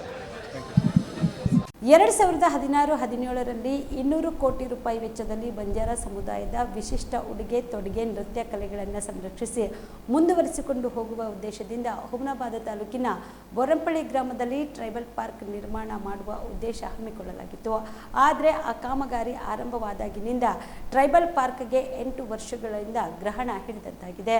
2016ರಲ್ಲಿ ಸಿದ್ದರಾಮಯ್ಯ ಸರ್ಕಾರ ಇದ್ದಾಗ ಬಂಜಾರ ಸಮುದಾಯದ ಉನ್ನತಿಗಾಗಿ ಬೀದರ್ ನಗರದಲ್ಲಿ ದೇಶದ ಮೊದಲ ಬಂಜಾರ ಪಾರ್ಕ್ ನಿರ್ಮಾಣ ಮಾಡಲು ಉದ್ದೇಶಿಸಿ ಮೊದಲ ಹಂತದಲ್ಲಿ 5 ಕೋಟಿ ರೂಪಾಯಿ ಹಣ ಬಿಡುಗಡೆ ಮಾಡಿದ್ರು. ಆದರೆ ಲ್ಯಾಂಡ್ ಆರ್ಮಿ ನಿರ್ಲಕ್ಷ್ಯತನದಿಂದ ಸಂಪೂರ್ಣ ಕಾಮಗಾರಿ ಹಳ್ಳ ಹಿಡಿದಿದೆ ಎಂದು ಸಮುದಾಯದ ಮುಖಂಡ ಬಸವರಾಜ ಪತ್ತಾರ್ ಆರೋಪಿಸುತ್ತಿದ್ದಾರೆ. 2016ರಲ್ಲಿ ಆರಂಭವಾದ ಕಾಮಗಾರಿ 2 ವರ್ಷಗಳ ಕಾಲ ಆಮೆಗತಿಯಲ್ಲಿ ಸಾಗಿ 2018ರಲ್ಲಿ ಸ್ಥಗಿತಗೊಂಡಿದೆ. ಅಲ್ಲದೆ ಇಲ್ಲಿಯವರೆಗೆ ಯಾವುದೇ ಅಧಿಕಾರಿಗಳ ಜನಪ್ರತಿನಿಧಿಗಳಾಗಲಿ ಮುತುವರ್ಜಿ ವಹಿಸದೆ ದಿವ್ಯ ನಿರ್ಲಕ್ಷ್ಯ ವಹಿಸಿದ್ದಾರೆ. ಹಿಂದೆ ಸಿದ್ದರಾಮಯ್ಯ ಸರ್ಕಾರವೇ ಬಂಜಾರ ಸಮುದಾಯದ ಅಭಿವೃದ್ಧಿಗೆ ಶ್ರಮಿಸಿದ್ರು. ಆದ್ರೆ ಬಿಜೆಪಿ ಅವಧಿಯಲ್ಲಿ ಕಾಮಗಾರಿ ವೇಗ ಪಡೆದುಕೊಳ್ಳದೆ ಸ್ಥಗಿತಗೊಂಡಿತು. ಆದ್ರೆ ಈಗ ಮತ್ತೆ ಸಿದ್ದರಾಮಯ್ಯ ನೇತೃತ್ವದ ಕಾಂಗ್ರೆಸ್ ಸರ್ಕಾರವೇ ಅಧಿಕಾರಕ್ಕೆ ಬಂದದ್ದು ಮುಂಬರುವ ಬಜೆಟ್ನಲ್ಲಿ ಅನುದಾನ ಹೆಚ್ಚಿಸಿ ಕಾಮಗಾರಿಗೆ ಚಾಲನೆ ನೀಡಬೇಕು ಎಂದು ಆಗ್ರಹಿಸಿದರು. ಇದಕ್ಕೆ ನೇರವಾಗಿ ಕಾರಣ ಆಡಳಿತ ಆಗಲಿ ಅಥವಾ ಅದು ಕೆಲಸ ಮಾಡೋರು KRIDLನ ಅಫಿಷಿಯಲ್ಸ್ ಆಗಲಿ ಯಾವುದೇ ಥರದ ಅದೇನದ ಅಂತ ಇಂಟ್ರೆಸ್ಟ್ಲಿಂದ ಕೆಲಸ ಮಾಡ್ತಾಯಿಲ್ಲ ಸರ್.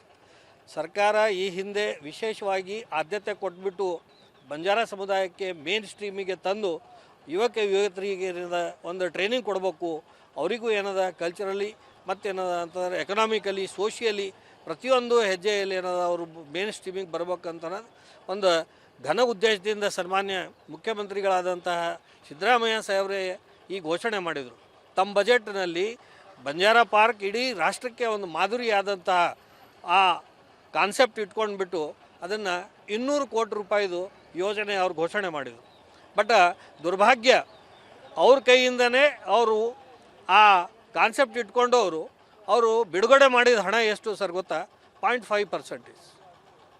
ಅಟ್ಲೀಸ್ಟ್ ಒಂದು 10 ಕೋಟಿ 20 ಕೋಟಿ 50 ಕೋಟಿ ಏನಾದರೂ ಬಿಡುಗಡೆ ಮಾಡಿದರೆ ಕೆಲಸ ಏನಾರು ಮುಂದುವರಿತಿತ್ತು. ಎಲ್ಲ variation rate variation DSR rate ಅದು ಇದು ಅಂಥೇಳಿ ಅವ್ರು KRIDLನವರು ಅದು ಯಾವುದೂ ಕಾಮಗಾರಿ ಕೈಗೊಳ್ತಾ ಇಲ್ಲ. ಮತ್ತು ಅಲ್ಲಿ ಅನುದಾನದ ಕೊರತೆ ಇಷ್ಟಿದೆ ಸರ್, ಅಲ್ಲಿ ಅನುದಾನ ಇಲ್ಲ. ಹಾಗಾಗಿ ನಾವು ನಂಬರ್ ಆಫ್ ಟೈಮ್ಸ್ ಸರ್ಕಾರದ ಇದಕ್ಕೆ ಆಡಳಿತ ಥ್ರೋ ಏನದ ಅಂತ ನಾವು ಮನವಿ ಮಾಡಿದ್ವಿ. ಬಟ್ ಇನ್ನೂ ಯಾವುದೂ ಅನುದಾನ ಅವರು ಬಿಡುಗಡೆ ಮಾಡಿಲ್ಲ. ಮತ್ತು ಅದೇನು ಬಿಲ್ಡಿಂಗ್ ಅದೇನು ಮಾಡಲಿಕ್ಕೆ ಹೊಂಟಾರ ಆ 34 ಎಕರೆದಾಗ ಒಂದು ಅಡ್ಮಿನಿಸ್ಟ್ರೇಟಿವ್ ಬಿಲ್ಡಿಂಗ ಒಂದು ಹಾಸ್ಟೆಲ್ ಬಿಲ್ಡಿಂಗ್ದು ಏನದ ಅಂತ ಕಾಮಗಾರಿ ಅವ್ರು ಕೈಗೆತ್ಕೊಂಡಿದ್ರು. ಆ ಕೆಲಸನೂ ಏನದ ನೆನಗುದಿಗೆ ಬಿಟ್ಬಿಟ್ಟು ಅದೇನದ ಅನೈತಿಕ ಚಟುವಟಿಕೆಗೆ ಏನದ ಒಂದು ಅವಕಾಶ ಮಾಡಿಕೊಟ್ಟಂಗೆ ಅದೇನದ ಬಿಲ್ಡಿಂಗ್ ಆಗಿಬಿಟ್ಟಿದೆ ಸರ್. ಯಾಕೆಂದರೆ ಅದು ಬಿಲ್ಡಿಂಗ್ನೂ ಕಂಪ್ಲೀಟ್ ಇಲ್ಲ, ಅನುದಾನವೂ ಇಲ್ಲ, ಈ ಕಡೆ ಯೋಜನೆಯೂ ಇಲ್ಲ, ಅದಕ್ಕೆ ಯಾವುದೂ ಪರಿಪೂರ್ಣತೆಯೂ ಇಲ್ಲ. ಹಾಗಾಗಿ ಇದು ಯಾವುದಕ್ಕೂ ಏನದ ಸಿದ್ದರಾಮಯ್ಯ ಸರ್ಕಾರ ನಮ್ಮ ಸಮಾಜಕ್ಕೆ ಏನದ ಮಾಡಿದಂಥ ಘೋರ ಅನ್ಯಾಯ ಅಂಥೇಳಿ ನಾ ಈ ರೀತಿ ಹೇಳ್ತೀವಿ. ಯಥಾಶೀಘ್ರ ಅವ್ರದ್ದೇ ನೇತೃತ್ವದ ಸರ್ಕಾರ ಇದೆ. ಆ ಸರ್ಕಾರದಿಂದ ಸನ್ಮಾನ್ಯ ಮುಖ್ಯಮಂತ್ರಿಗಳು ಇನ್ನೂ ಈ ಸಮಾಜಕ್ಕೆ ಏನು ಆದ್ಯತೆ ಅವ್ರು ಕೊಟ್ಟಿದ್ದಾರೆ ಅವ್ರು ಏನದ ಅಂತಾರೆ ಹಣ ಬಿಡುಗಡೆ ಮಾಡ್ಬೇಕು. ಕೊನೆ ಪಕ್ಷ ಪೂರ್ಣ ಮಾಡಲಿಲ್ಲ ಅಂದ್ರೆ 0.5% 100 ಕೋಟಿಯರ ಬಿಡುಗಡೆ ಮಾಡಿ ಆ ಕೆಲಸ ಅವ್ರ ನೇತೃತ್ವದಲ್ಲೇ ಅವ್ರು ಕೆಲಸ ಮಾಡಿದರೆ ಆ ಕಾನ್ಸೆಪ್ಟ್ ಮತ್ತು ಆ ಜನಕ್ಕೆ ಏನದ ಉಪಯೋಗ ಆಗ್ತದೆ. ಇಲ್ಲವಾದಲ್ಲಿ ಏನದ ಅಂತಂದ್ರೆ ಘೋಷಣೆ ಮಾಡಿಬಿಟ್ಟು ನಮ್ಮ ಜನಕ್ಕೆ ಏನದ ಒಂದು ಆಸೆ ತೋರಿಸಿ ನಮಗೇನದ ಅಂತಂದ್ರೆ ಫೇಲ್ಯೂರ್ ಮಾಡಿದಂಗೆ ಈ ಸಮಾಜಕ್ಕೆ ಮತ್ತೊಂದು ಅನ್ಯಾಯ ಅವ್ರು ಮಾಡಿದಂಗೆ ಆಗ್ತದೆ. ಬಸವರಾಜ್ ಪವಾರ್ ವಕೀಲರು ಹಾಗೂ ಜಿಲ್ಲಾಧ್ಯಕ್ಷರು ಬಂಜಾರ ಸಮಾಜ್, ಬೀದರ್ ಜಿಲ್ಲೆ. ಇನ್ನು ಈ ಕುರಿತು ತಾಂಡಾ ಅಭಿವೃದ್ಧಿ ಜಿಲ್ಲಾ ಆಡಳಿತ ಅಧಿಕಾರಿ ಲತಾ ಉಡಾಫೆ ಉತ್ತರ ನೀಡುತ್ತಿದ್ದು, ಕಾಮಗಾರಿಗಾಗಿ ಇದುವರೆಗೂ 7 ಕೋಟಿ ರೂಪಾಯಿ ಹಣ ನೀಡಿದ್ದೇವೆ. KKRDL ಅಧಿಕಾರಿಗಳ ನಿರ್ಲಕ್ಷ್ಯ ಇದೆ. ನಿಮಗೆ ಹೆಚ್ಚಿನ ಮಾಹಿತಿ ಬೇಕಾದ್ರೆ ಕೇಂದ್ರ ಕಚೇರಿಯಲ್ಲಿ ಮಾಹಿತಿ ಪಡೆಯಿರಿ ಅಂತ ಉಡಾಫೆಯಾಗಿ ಉತ್ತರ ನೀಡುತ್ತಿದ್ದಾರೆ. ಟೋಟಲ್ ಆಗಿ 34 ಎಕರೆ 6 ಗುಂಟೆಯಲ್ಲಿ ಈ ಪಾರ್ಕ್ ನಿರ್ಮಾಣ ಆಗ್ತಾ ಇದೆ ಸರ್. ಇದು 2016-17ರಲ್ಲಿ ಮಂಜೂರಾಗಿರೋದು. ಇದು ಹುಮ್ನಾಬಾದ್ ತಾಲೂಕಿನ ಬೋರಂಪಳ್ಳಿಯಲ್ಲಿ ನಿರ್ಮಾಣ ಆಗ್ತಾ ಇದೆ ಸರ್. ಇದು ಬಂಜಾರರ ಆರ್ಥಿಕ ಮತ್ತು ಸಾಂಸ್ಕೃತಿಕ ಕೇಂದ್ರ ಉತ್ತೇಜನ ಮಾಡೋ ಸಂಬಂಧ ರೆಡಿ ಮಾಡ್ತಾ ಇರೋದು ಸರ್. ಇದರಲ್ಲಿ ಟೋಟಲ್ ಆಗಿ ನಾವು ಇದು KRIDL ಏಜೆನ್ಸಿಯವರು ಕೊಟ್ಟಿರೋದು. ಇಲ್ಲಿವರೆಗೂ 7,46,00,000 ರೂಪಾಯಿ ಬಿಡುಗಡೆ ಮಾಡಿದ್ವಿ ಸರ್ ನಾವು ಅವರಿಗೆ. ನಮ್ಮದು ಹೆಡ್ ಆಫೀಸ್ನಿಂದ ಬಿಡುಗಡೆ ಮಾಡಿದ್ದಾರೆ ಸರ್ ಅವರಿಗೆ.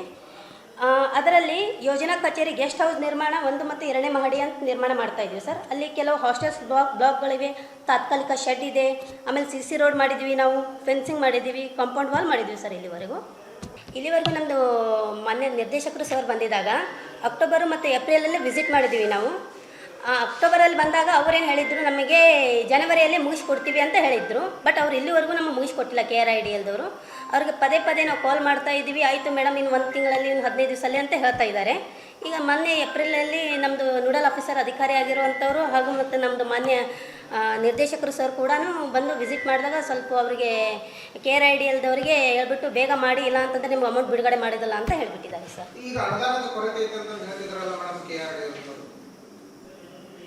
ಸರ್ ಆಲ್ರೆಡಿ ನಾವು 90% ಅಷ್ಟು ಅಮೌಂಟ್ ಬಿಡುಗಡೆ ಮಾಡಿದ್ವಿ ಅಂತ ಪೇಪರ್ ಸ್ಟೇಟ್ಮೆಂಟ್ ಇದೆ ಸರ್. ಅಷ್ಟೇ ಗೊತ್ತಿರೋದು ಸರ್. ಇದ್ರ ಬಗ್ಗೆ ಹೆಚ್ಚಿನ ಮಾಹಿತಿಗಾಗಿ ಮತ್ತೆ ಯಾಕಂದರೆ ನಮ್ಮ ಡೈರೆಕ್ಟಾಗಿ ನಮ್ಮ ಹೆಡ್ ಆಫೀಸ್ನವರು KRIDLದವರಿಗೆ ಅಮೌಂಟ್ ಬಿಡುಗಡೆ ಮಾಡೋದು ಸರ್. ನಾವು ಪದೇ ಪದೇ ಹೋಗ್ಬಿಟ್ಟು ವಿಸಿಟ್ ಮಾಡಿಬಿಟ್ಟು ನಾವು ರಿಪೋರ್ಟ್ ಕೊಡಬೇಕು ಅಷ್ಟೇ ಸರ್ ನಮ್ಮ ಕೆಲಸ. ಹಾಂ ಸರ್, ನಮ್ಮ ಹೆಡ್ ಆಫೀಸ್ನವರೇ ನೋಡ್ಕೊಳ್ಳೋದು ಸರ್. ಜಸ್ಟ್ ನಮ್ಮ ಇಂಜಿನಿಯರ್ಸು ಫಸ್ಟ್ ನಾವು ಹೋಗ್ಬಿಟ್ಟು ವಿಸಿಟ್ ಮಾಡಬೇಕು, ಯಾವ ಹಂತದಾಗಿದೆ ಅಂತ ನೋಡ್ಕೊಂಡ್ಬಿಟ್ಟು ಚೆಕ್ ಮಾಡ್ಕೊಂಡ್ಬಿಟ್ಟು ಹೋಗ್ಬೇಕು ಸರ್. ನನ್ನ ಹೆಸರು ಲತಾ ಅಂತೆ, ಅಭಿವೃದ್ಧಿ ಅಧಿಕಾರಿ. ರಾಜ್ಯ ಸರ್ಕಾರ ತಮ್ಮ ತಪ್ಪನ್ನು ಮುಚ್ಚಿಸಿಕೊಳ್ಳೋಕ್ಕೋಸ್ಕರ BS ಯಡಿಯೂರಪ್ಪ ಅವರ ಮೇಲೆ ಷಡ್ಯಂತರ ಮಾಡುತ್ತಿದೆ ಎಂದು ಮಾಜಿ CM ಹಾಗೂ ಸಂಸದ ಜಗದೀಶ್ ಶೆಟ್ಟರ್ ಆರೋಪಿಸಿದರು. ಹುಬ್ಬಳ್ಳಿಯಲ್ಲಿ ಸುದ್ದಿಗಾರರೊಂದಿಗೆ ಮಾತನಾಡಿದ ಅವರು, ಮಾಜಿ CM BS ಯಡಿಯೂರಪ್ಪ ಅವರ ಮೇಲೆ ಷಡ್ಯಂತರ ಮಾಡುವ ಕೆಲಸ ರಾಜ್ಯ ಸರ್ಕಾರ ಮಾಡುತ್ತಿದೆ. ಪ್ರಕರಣ ದಾಖಲಾದಾಗ ಗೃಹ ಮಂತ್ರಿಗಳೇ ಗಂಭೀರವಾಗಿ ಪರಿಗಣಿಸಬೇಕಿತ್ತು. ವಾಲ್ಮೀಕಿ ಹಗರಣ, ನಾಗೇಂದ್ರ ಅವರ ರಾಜೀನಾಮೆ ಮುಚ್ಚಿ ಹಾಕಲು ಸರ್ಕಾರ ಯಡಿಯೂರಪ್ಪ ಅವರ ಮೇಲೆ ಷಡ್ಯಂತರ ಹೂಡಲಾಗಿದೆ. ರಾಜಕೀಯ ದ್ವೇಷ ಸಾಧಿಸುವ ಕೆಲಸವನ್ನು ರಾಜ್ಯ ಕಾಂಗ್ರೆಸ್ ಸರ್ಕಾರ ಮಾಡುತ್ತಿದೆ ಎಂದು ಮಾಜಿ CM ಹಾಗೂ ಸಂಸದ ಜಗದೀಶ್ ಶೆಟ್ಟರ್ ಸರ್ಕಾರದ ವಿರುದ್ಧ ವಾಗ್ದಾಳಿ ನಡೆಸಿದರು. ಹೀಗಾಗಿ ಎಲ್ಲಿ ಒಂದು ಕಡೆ ಜನರ ಒಂದು ಮನಸ್ಸನ್ನು, ಜನರ ಭಾವನೆಗಳನ್ನು ಬೇರೆ ಕಡೆ ತಿರುಗಿಸೋ ಸಲುವಾಗಿ, ಅದನ್ನು ಬೇರೆ ಕಡೆ ಹೊಳಿಸೋ ಸಲುವಾಗಿ ಇವತ್ತು ಯಡಿಯೂರಪ್ಪನವ್ರನ್ನ ಅರೆಸ್ಟ್ ಮಾಡುವಂಥದ್ದಕ್ಕೆ ಹೋಗುವಂಥ ಪರಿಸ್ಥಿತಿ ನಿರ್ಮಾಣ ಆಗಿದ್ದು ಭಾಳ ಒಂದು ಅಕ್ಷಮ್ಯ ಅಪರಾಧ ಮತ್ತು ಇದೊಂದು ಷಡ್ಯಂತ್ರ, ಯಡಿಯೂರಪ್ಪನ ವಿರುದ್ಧ ಒಂದು ಷಡ್ಯಂತ್ರ ಮಾಡಲಾಯಿತು. ರಾಜಕೀಯ ದ್ವೇಷವನ್ನು ತೀರಿಸುವಂಥ ಕೆಲಸ ಇವತ್ತು ರಾಜ್ಯ ಸರ್ಕಾರ ಮಾಡ್ತಾಯಿದೆ. ಆದರೆ ಇವತ್ತು ಹೈಕೋರ್ಟ್ನಲ್ಲಿ ಯಡಿಯೂರಪ್ಪನವ್ರಿಗೆ ನ್ಯಾಯ ಸಿಕ್ಕಿದೆ.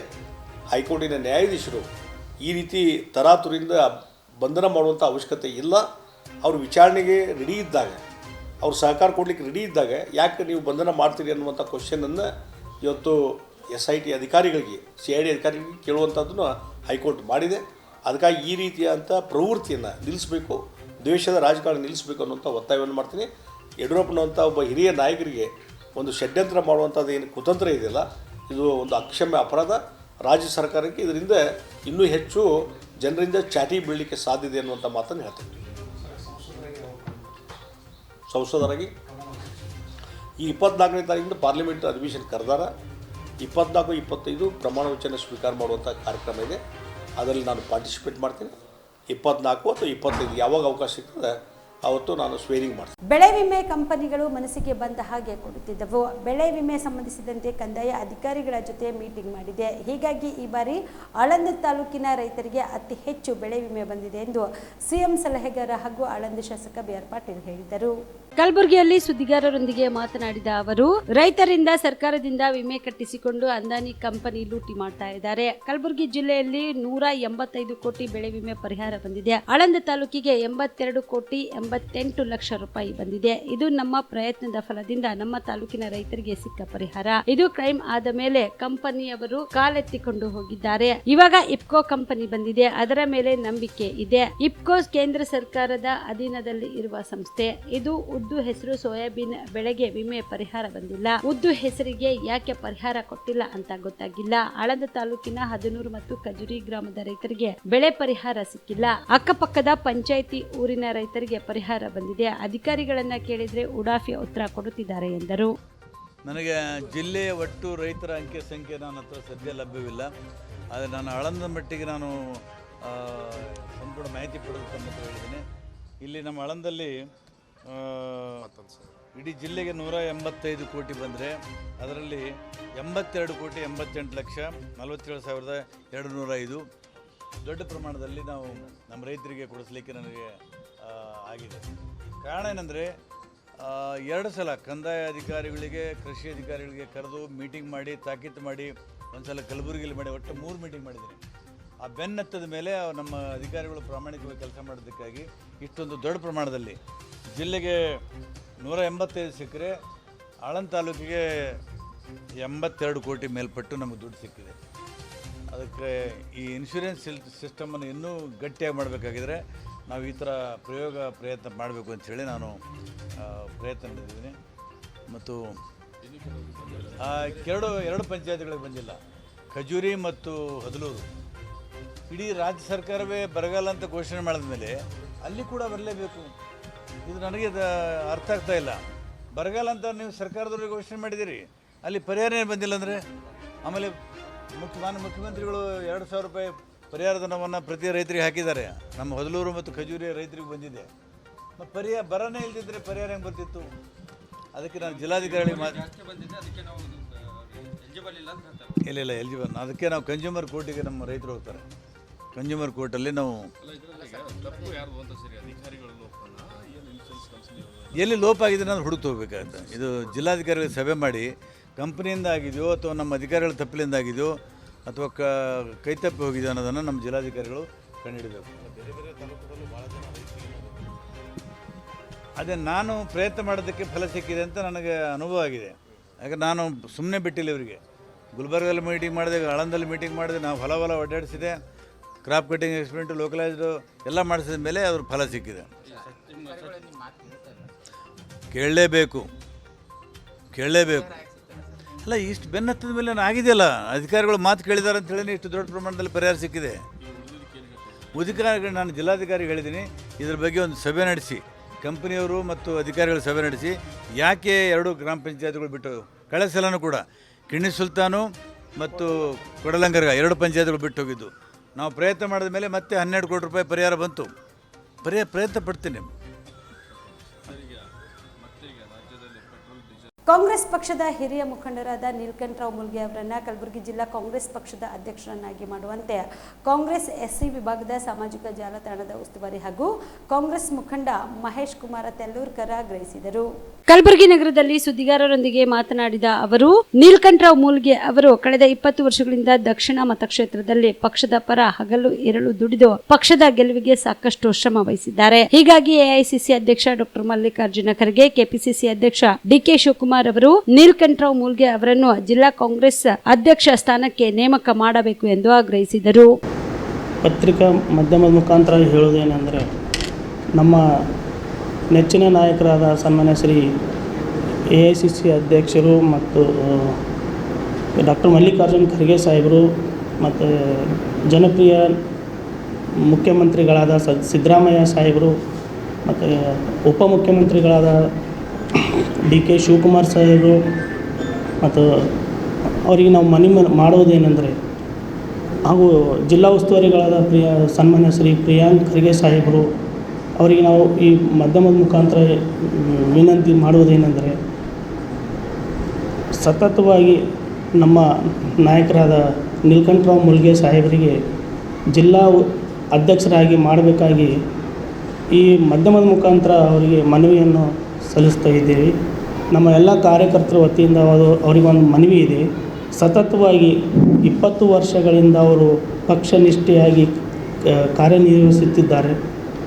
ಆದ ಕಾರಣ ಪಕ್ಷ ಒಂದು ಗುರುತಿಸಿದೆ, ಏನಂತ ಸತತವಾಗಿ ಕಾರ್ಯಕರ್ತರಾಗಿ ಕೆಲಸ ಮಾಡಿರುವಂಥ ವ್ಯಕ್ತಿಗೆ ನಾವು ಸೂಕ್ತ ಒಂದು ಸ್ಥಾನಮಾನ ನೀಡುತ್ತೇವೆ ಎಂದು KPCC ಅಧ್ಯಕ್ಷರಾದ ಅವರು ಮುಖಾಂತರ ಹೇಳಿದರು. ಅವರು ಅದಕ್ಕಾಗಿ ನಾವು ಒಂದು ಮನವಿ ಮಾಡ್ತಾಯಿದ್ದೀವಿ ಮಾಧ್ಯಮದ ಮುಖಾಂತರ. ಈ ಜಿಲ್ಲಾ ಅಧ್ಯಕ್ಷರಾಗಿ ನಮ್ಮ ನೀಲಕಂಠರಾವ್ ಮುಲ್ಗೆ ಅವರಿಗೆ ನೇಮಕ ಮಾಡಬೇಕಾಗಿ ಈ ಮಾಧ್ಯಮದ ಮುಖಾಂತರ ನಾವು ವಿನಂತಿ ಮಾಡ್ಕೊತಾ ಇದ್ದೀವಿ. ಗೋರಕ್ಷಣೆ ಮಾಡುತ್ತಿದ್ದವರಿಗೆ ಜಿಲ್ಲೆಯಲ್ಲಿ ರಕ್ಷಣೆ ಇಲ್ಲದಂತಾಗಿದ್ದು ಗೋರಕ್ಷಕರ ಮೇಲೆ ನಿರಂತರವಾಗಿ ಹಲ್ಲೆ ನಡೆಯುತ್ತಿದೆ ಎಂದು ರಾಮಸೇನೆಯ ಸಂಘಟನೆಯ ಅಧ್ಯಕ್ಷ ಮಹೇಶ್ ಕೆಂಬಾವಿ ಆತಂಕ ವ್ಯಕ್ತಪಡಿಸಿದರು. ಕಲಬುರಗಿಯ ಪತ್ರಿಕಾ ಭವನದಲ್ಲಿ ಕರೆದ ಸುದ್ದಿಗೋಷ್ಠಿಯನ್ನು ಉದ್ದೇಶಿಸಿ ಮಾತನಾಡಿದ ಅವರು, ಮೊನ್ನೆಯಷ್ಟೇ ಗೋರಕ್ಷಣೆ ಮಾಡಲು ಹೋಗಿದ್ದವರ ಮೇಲೆ ಮಾರಣಾಂತಿಕವಾಗಿ ಹಲ್ಲೆ ನಡೆಸಲಾಗಿದೆ. ಇಷ್ಟೊಂದು ಹಲ್ಲೆಗಳು ನಡೆದರೂ ಕೂಡ ಪೊಲೀಸ್ ಇಲಾಖೆ ಕಣ್ಮುಚ್ಚಿ ಕುಳಿತುಕೊಂಡಿದ್ದು ಯಾವುದೇ ಕ್ರಮಗಳನ್ನು ಕೈಗೆತ್ತಿಕೊಳ್ಳುತ್ತಿಲ್ಲವೆಂದು ಮಹೇಶ್ ಕೆಂಬಾವಿ ಆಕ್ರೋಶ ವ್ಯಕ್ತಪಡಿಸಿದರು. ಎನ್ನುವಂಥದ್ದು ಹಿಂದೂಗಳಿಗೆ ಒಂದು ಭಯಾನಕವಾದಂಥ ಒಂದು ವಾತಾವರಣವನ್ನಂಥದ್ದು ಸೃಷ್ಟಿ ಮಾಡಿದೆ. ಸೊ ಇದೇ ರೀತಿಯಲ್ಲಿ ನಾವು ಹಿಂದೂ ಸಂಘಟನೆಗಳು ಒಂದು ಗೋ ರಕ್ಷಣೆಗೆ ಹೋದರೆ ಇವತ್ತಿನ ದಿವಸ ನಾವು ಮನೆಗೆ ಬರ್ತೀವಿ, ವಾಪಸ್ ಬರುತ್ತೀವಿಲ್ಲ ಅಂಥದ್ದು ಒಂದು ಪ್ರತಿಯೊಬ್ಬ ಹಿಂದೂ ಕಾರ್ಯಕರ್ತರಲ್ಲಿ ಭಯವನ್ನು ಉಂಟು ಮಾಡಿದೆ. ಸೊ ಈ ಉಂಟು ಮಾಡಲಿಕ್ಕೆ ಒಂದು ಕಾರಣವೇ ಇವತ್ತು ಸರ್ಕಾರ ಎನ್ನುವಂಥದ್ದು ಹೇಳ್ಬೋದು, ಆಮೇಲೆ ಮುಸ್ಲಿಂ ಸಮುದಾಯದವರು ಅನ್ನುವಂಥದ್ದು ಹೇಳ್ಬೋದು. ಮೊನ್ನೆ 14ನೇ ತಾರೀಕು ರಾತ್ರಿ 10:45 ಆಳಂದ್ ಚೆಕ್ ಪೋಸ್ಟ್ದಿಂದ ಒಂದು 2 ಗೋಗಳನ್ನ ಹಾಕ್ಕೊಂಡು ಒಂದು ಟಾಟಾ ಎಸಿ ಬರ್ತಾ ಇರುತ್ತೆ, ಟಾಟಾ ಪಿಕಪ್ ಬರ್ತಾ ಇರುತ್ತೆ. ಸೊ ಅದನ್ನು ನೋಡಿದ ನಮ್ಮ ಕಾರ್ಯಕರ್ತರು ನಾವು ಅಲ್ಲೇ ಇದ್ವಿ. ಸೊ ಆ ಸಂದರ್ಭದಲ್ಲಿ ಆ ಗಾಡಿನ ಹಿಡಿದು ಅಲ್ಲಿ ಅವ್ರ ಹತ್ರ ಯಾವ ಡಾಕ್ಯುಮೆಂಟ್ಸ್ ಇದೆ, ಖರೀದಿ ಮಾಡಿದಾರೋ ಅಥವಾ ಮಾರ್ಲಿಕ್ಕೆ ಹೋಗ್ತಿದ್ದಾರೋ ಎನ್ನುವಂಥದ್ದು ಅಲ್ಲಿ ನಾವು ಎನ್ಕ್ವೈರಿ ಮಾಡಿದಾಗ ಸೊ ಅವ್ರು ಕಸಾಯಿಖಾನೆಗೆ ಹೋಗ್ತಿದ್ದಾರೆ ಅಂತ ನಿರ್ದೇಶವಾಗಿ ಕಂಡು ಬಂತು. ಸೊ ಅದನ್ನು ನಾವು ಗಾಡಿ ಸೈಡಿಗೆ ಹಾಕಿ ನಾವು ಇಲ್ಲಿ ಸಂಬಂಧಪಟ್ಟ ಚೌಕ್ ಪೊಲೀಸ್ ಸ್ಟೇಷನ್ ಫೋನ್ ಮಾಡಿ ಅಲ್ಲಿ ಸರ್ಕಲ್ ಅವ್ರಿಗೆ ಫೋನ್ ಮಾಡಿ ಹೇಳಿದ್ವಿ, ಸರಿ ನಾವು ಬರ್ತಾ ಇದ್ವಿ, ನೀವು ಅಲ್ಲೇ ವೇಟ್ ಮಾಡಿ ಅಂತ ಹೇಳಿದರು. ಸರಿ ಅಂತ ನಿಂತ್ಕೊಂಡು ಇನ್ನೊಂದು ಗಾಡಿ ಬಂತು ಹಾಗೆ ಹಿಂದೆ. ಸೊ ಅದು ಕೂಡ ಎಂಕ್ವೈರಿ ಮಾಡಿದಾಗ ಅದನ್ನು ಕೂಡ ಅದೇ ಕಸಾಯಿಖಾನೆಗೆ ಹೋಗ್ತಾ ಇರೋದು ಅಂತ ಗೊತ್ತಾಯಿತು. ನಿಂದ್ರಿಸಿದಾಗ ಅಲ್ಲಿ ಒಬ್ಬರು ನಾಗೇಂದ್ರ ಸರ್ ಎನ್ನುವಂಥವ್ರು PC ಅವ್ರು ಬಂದರು. ಸರಿ ನೀವು ಪೊಲೀಸಿಗೆ ನೀವು ಹ್ಯಾಂಡ್ ಓವರ್ ಮಾಡಿದ್ದೀರಾ, ನೀವು ಹೋಗಿ ನಾನು ಏನಿಂದ ಹ್ಯಾಂಡ್ ಓವರ್ ಮಾಡಿದ್ದೀರಾ, ಇದಕ್ಕೆ FIR ಮಾಡಿ ಅಂತ ಹೇಳಿದರು. ಸರಿ ಸರ್ ನೀವು ಹೋಗಿ ಬರ್ತೀವಿ ಅಂತ ಹೇಳಿ ನಮ್ಮ ಕಾರ್ಯಕರ್ತನ ಅಲ್ಲಿಂದ ಅವ್ರವ್ರ ಮನೆಗೆ ಕಳಿಸ್ಬಿಟ್ವಿ, ಟೈಮ್ ಆಗಿತ್ತು. ಸೊ ಅದಕ್ಕೆ ಖಾದ್ರಿ ಚೌಕ್ ಬಳಿ ಗಾಡಿ ಹೋಗ್ತಿರುವಾಗ ಒಂದು ಗಾಡಿ ಮುಂದೆ ಹೋಯಿತು. 2ನೇ ಗಾಡಿಗೆ ಅವರು ತಡೆ ಹಿಡಿದ್ರು, ಮುಸ್ಲಿಂ ಸಮುದಾಯದವರು. ತಡೆ ಹಿಡಿದ ತಕ್ಷಣ ನಮ್ಮ ಜೊತೆ ಇರುವಂಥ ಪೊಲೀಸರು ಹೋಗಿ ಅಲ್ಲಿ ಎನ್ಕ್ವೈರಿ ಮಾಡಿದ್ರು. ಇಲ್ಲ ನೀವು ಯಾಕೆ ಇದು ಪೊಲೀಸ್ ಹ್ಯಾಂಡ್ ಓವರ್ ಆಗಿದೆ, ಏನಿದ್ರು ಸ್ಟೇಷನಿಗೆ ಬನ್ನಿ ಮಾತಾಡಿ ಅಂತ ಹೇಳಿದರು.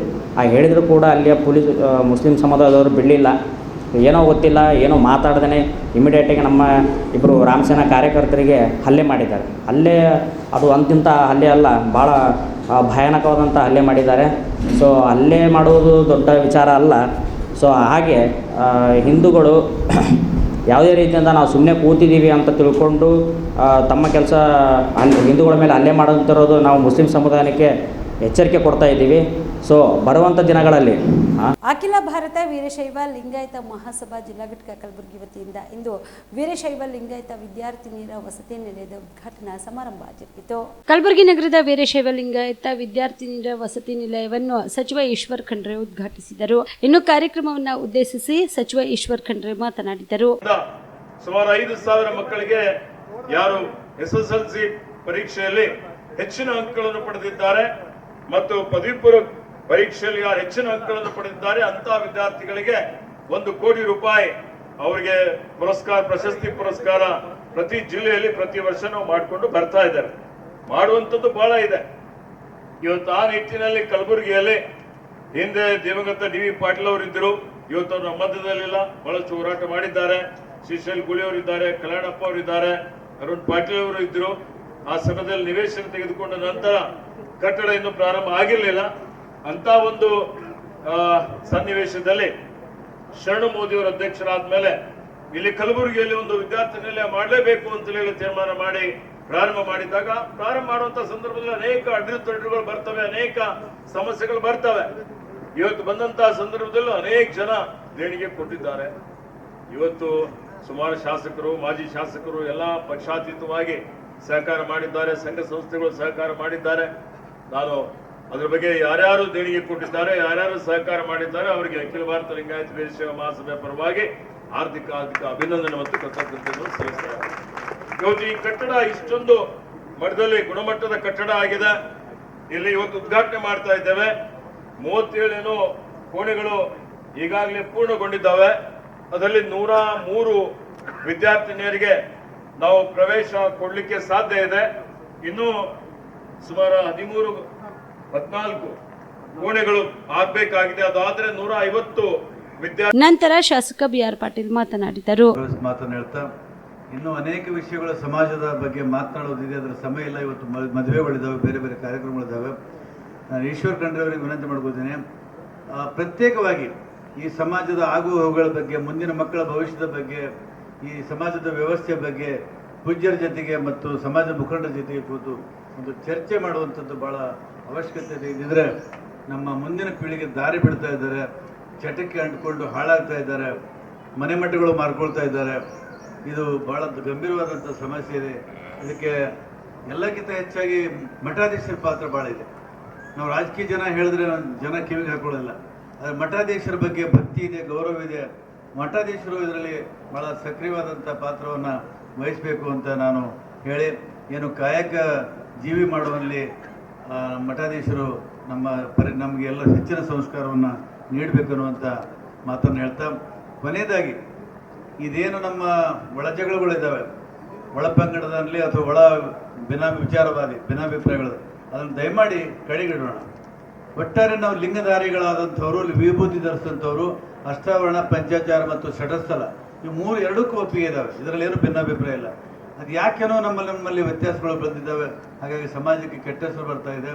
ಇದನ್ನು ಅಳಿಸಿ ಹಾಕುವಂಥ ಕೆಲಸವನ್ನು ಮುಂದಿನ ದಿನಗಳಲ್ಲಿ ಮಾಡ್ತಾ ಈ ಸಂದರ್ಭದಲ್ಲಿ ಸಚಿವರಾದ ಡಾಕ್ಟರ್ ಶಣ್ಪ್ರಕಾಶ್ ಪಾಟೀಲ್, ಶಣ್ಬಸಪ್ಪ ದರ್ಶನಾಪುರ್, ಶಾಸಕರಾದ ಅಲ್ಲಂಪ್ರಭು ಪಾಟೀಲ್, ಶಣ್ಗೌಡ ಕಂದುಕೂರ್, ಮಾಜಿ ಶಾಸಕರಾದ ರಾಜ್ಕುಮಾರ್ ಪಾಟೀಲ್ ತೇಲ್ಕೂರ್, ದೊಡ್ಡಪ್ಪಗೌಡ ಪಾಟೀಲ್ ನರಿಬೋಳ್, ಸಮಾಜದ ಜಿಲ್ಲಾ ಅಧ್ಯಕ್ಷ ಶರಣಕುಮಾರ್ ಮೋದಿ ಸೇರಿದಂತೆ ಅನೇಕರು ಭಾಗಿಯಾಗಿದ್ದರು. ಇವಿಷ್ಟು ಈವರೆಗಿನ ಸುದ್ದಿಗಳು. ಹೀಗೆ ನೋಡ್ತಾ ಇರಿ ಆನ್ ಸ್ಪಾಟ್ ನ್ಯೂಸ್. ಇದು ಕ್ಷಿಪ್ರ, ನಿಖರ, ನೇರ. ರೈತ ಬಾಂಧವರಿಗೆಲ್ಲ ನಮಸ್ಕಾರ. ನಾನು ತಮ್ಮ ಜಂಟಿ ಕೃಷಿ ನಿರ್ದೇಶಕ ಕಲಬುರಗಿ ಮಾತಾಡ್ತಾ ಇರೋದು. ಕಲಬುರಗಿ ಜಿಲ್ಲೆಯಲ್ಲಿ ವಾರ್ಷಿಕ ಸರಾಸರಿ ಮಳೆ 770 ಮಿಲಿಮೀಟ್ರ್ ಇದೆ. ನಮ್ಮ ಈಗ ಜೂನ್ 12ನೇ ತಾರೀಕುವರೆಗೆ ಬರಬೇಕಾದಂಥ ಮಳೆ 107 ಮಿಲಿಮೀಟ್ರು. ಇಲ್ಲಿವರೆಗೆ ನಮಗೆ 200 ಮಿಲಿಮೀಟ್ರ್ ಮಳೆ ಬಂದಿದೆ. ಜೂನ್ 1 ತಿಂಗಳಲ್ಲೇ ಈಗ ನಮ್ಮ 12ನೇ ಜೂನ್ವರೆಗೆ ನೋಡಬೇಕಾದ್ರೆ 39 ಮಿಲಿಮೀಟ್ರ್ ಮಳೆ ಬರಬೇಕಾಗಿತ್ತು. 109 ಮಿಲಿಮೀಟ್ರ್ ಮಳೆ ಬಂದಿದೆ. ಆಲ್ಮೋಸ್ಟ್ ಡಬಲ್ ನಮಗೆ ರೇನ್ಫಾಲ್ ಬಂದಿದೆ. ಅದಕ್ಕಾಗಿ ಎಲ್ಲ ರೈತ ಬಾಂಧವರು ಬೀಜ ಮತ್ತು ಬಿತ್ತನೆಗೆ ಅಣಿಯಾಗ್ತಾ ಇದ್ದಾರೆ. ನಮ್ಮ ತಾಲೂಕು ವೈಸ್ ಮಳೆ ನೋಡಿದ್ರೆ ಎಲ್ಲ ತಾಲೂಕಿನಲ್ಲಿ ಸಹಿತ ಸರ್ವೇ ಸಾಮಾನ್ಯವಾಗಿ ಈಗ ಒಂದು ವಾರದಲ್ಲಿ ಒಳ್ಳೆ ಮಳೆ ಬಂದಿದೆ. ಕಡಿಮೆ ಅಂದರೆ ಒಂದು ಸ್ವಲ್ಪ ಚಿಂಚೋಳಿಯಲ್ಲೇ 32 ಮಿಲಿಮೀಟ್ರ್ ಮಳೆ ಬಂದಿದೆ. ಕಾಳಗಿಯಲ್ಲಿ ಒಂದು ಸ್ವಲ್ಪ 36 ಮಿಲಿಮೀಟ್ರ್ ಮಳೆ ಬಂದಿದೆ. ಚಿತ್ತಾಪುರ್ನಲ್ಲಿ 37 ಮಿಲಿಮೀಟ್ರ್ ಮಳೆ ಬಂದಿದೆ. ಉಳಿಕೆಲ್ಲ ತಾಲೂಕುಗಳಲ್ಲಿ ಚೆನ್ನಾಗಿ ಮಳೆ ಬಂದಿದೆ.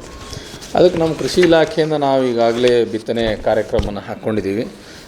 ನಾವು 8,65,000 ಹೆಕ್ಟೇರ್ ಪ್ರದೇಶದಲ್ಲಿ ನಾವು ಮುಂಗಾರು ಹಂಗಾಮಿನ ಬಿತ್ತನೆ ಗುರಿ ಹಾಕ್ಕೊಂಡಿದ್ದೀವಿ. ಅದರಲ್ಲಿ ಪ್ರಮುಖವಾಗಿ ತೊಗರಿ ಬೆಳೆ ಆಲ್ಮೋಸ್ಟ್ ಒಂದು 5,93,000 ಹೆಕ್ಟೇರ್ ಪ್ರದೇಶದಲ್ಲಿ ನಾವು ಬಿತ್ತನೆ ಗುರಿ ಹಾಕ್ಕೊಂಡಿದ್ದೀವಿ. ಹತ್ತಿ 1,00,000 ಹೆಕ್ಟೇರ್ ಪ್ರದೇಶದಲ್ಲಿದೆ. ಹೆಸರು 51,500 ಹೆಕ್ಟೇರು, ಉದ್ದು 24,250 ಹೆಕ್ಟೇರು, ಸೋಯಾಬೀನು 42,500 ಹೆಕ್ಟೇರು.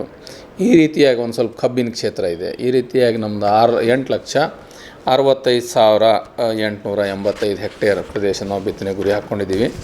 ಇದಕ್ಕೆ ನಮ್ಮ ರೈತ ಸಂಪರ್ಕ ಕೇಂದ್ರದ ಸಹಾಯಧನದಲ್ಲಿ ನಾವು ಬಿತ್ತನೆ ಬೀಜ ವಿತರಣೆ ಮಾಡಬೇಕು.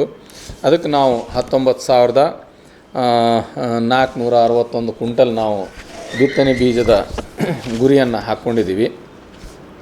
ಅದರಲ್ಲಿ ನಾವೀಗ ಆಲ್ರೆಡಿ 22,521 ಕ್ವಿಂಟಲ್ ಬೀಜ ನಾವೇನದೆಲ್ಲ ದಾಸ್ತಾನು ಮಾಡಿದ್ದೀವಿ ನಮ್ಮ ಎಲ್ಲ ರೈತ ಸಂಪರ್ಕ ಕೇಂದ್ರ 32 ರೈತ ಸಂಪರ್ಕ ಕೇಂದ್ರಗಳಲ್ಲಿ. ಅದರಲ್ಲಿ ಈಗ ಆಲ್ರೆಡಿ ನಾವು 8,419 ಕ್ವಿಂಟಲ್ ಬೀಜನ ವಿತರಣೆ ಮಾಡಿದ್ದೀವಿ. ದಿನ ಬೀಜ ರೈತರು ತೊಗೊಂಡು ಹೋಗ್ತಾ ಇದ್ದಾರೆ. ಬೀಜದ ಯಾವುದೇ ರೀತಿಯ ಕೊರತೆ ಇಲ್ಲ. ದಯವಿಟ್ಟು ನಾನು ರಿಕ್ವೆಸ್ಟ್ ಮಾಡ್ತೇನೆ, ಬೀಜದ ಯಾವುದೇ ರೀತಿ ಕೊರತೆ ಇಲ್ಲ. ರೈತ ಬಾಂಧವರು ಶಾಂತಿ ರೀತಿಯಿಂದ ರೈತ ಸಂಪರ್ಕ ಕೇಂದ್ರದಲ್ಲಿ ಸಹಾಯಧನದಲ್ಲಿ ಬೀಜ ಪಡಿಬೋದು. ತೊಗರಿಗೆ ನಮ್ಗೆ 6,800 ಕ್ವಿಂಟಲ್ ಕಾರ್ಯಕ್ರಮ ಇದ್ದು ನಾವು 9,120 ಕ್ವಿಂಟಲ್ ಸ್ಟಾಕ್ ಮಾಡೀವಿ. ಸೋಯಾಬೀನಿಗೆ 11,255 ಕ್ವಿಂಟಲ್ ಇದ್ದು ನಾವು 12,000 ಕ್ವಿಂಟಲ್ ಸ್ಟಾಕ್ ಮಾಡಿದ್ದೀವಿ. ಹೆಸರು ನಮ್ಮಲ್ಲಿ 642 ಕ್ವಿಂಟಲ್ ಕಾರ್ಯಕ್ರಮ ಇದ್ದು ನಾವು 642 ಕ್ವಿಂಟಲ್ ಸ್ಟಾಕ್ ಮಾಡೀವಿ.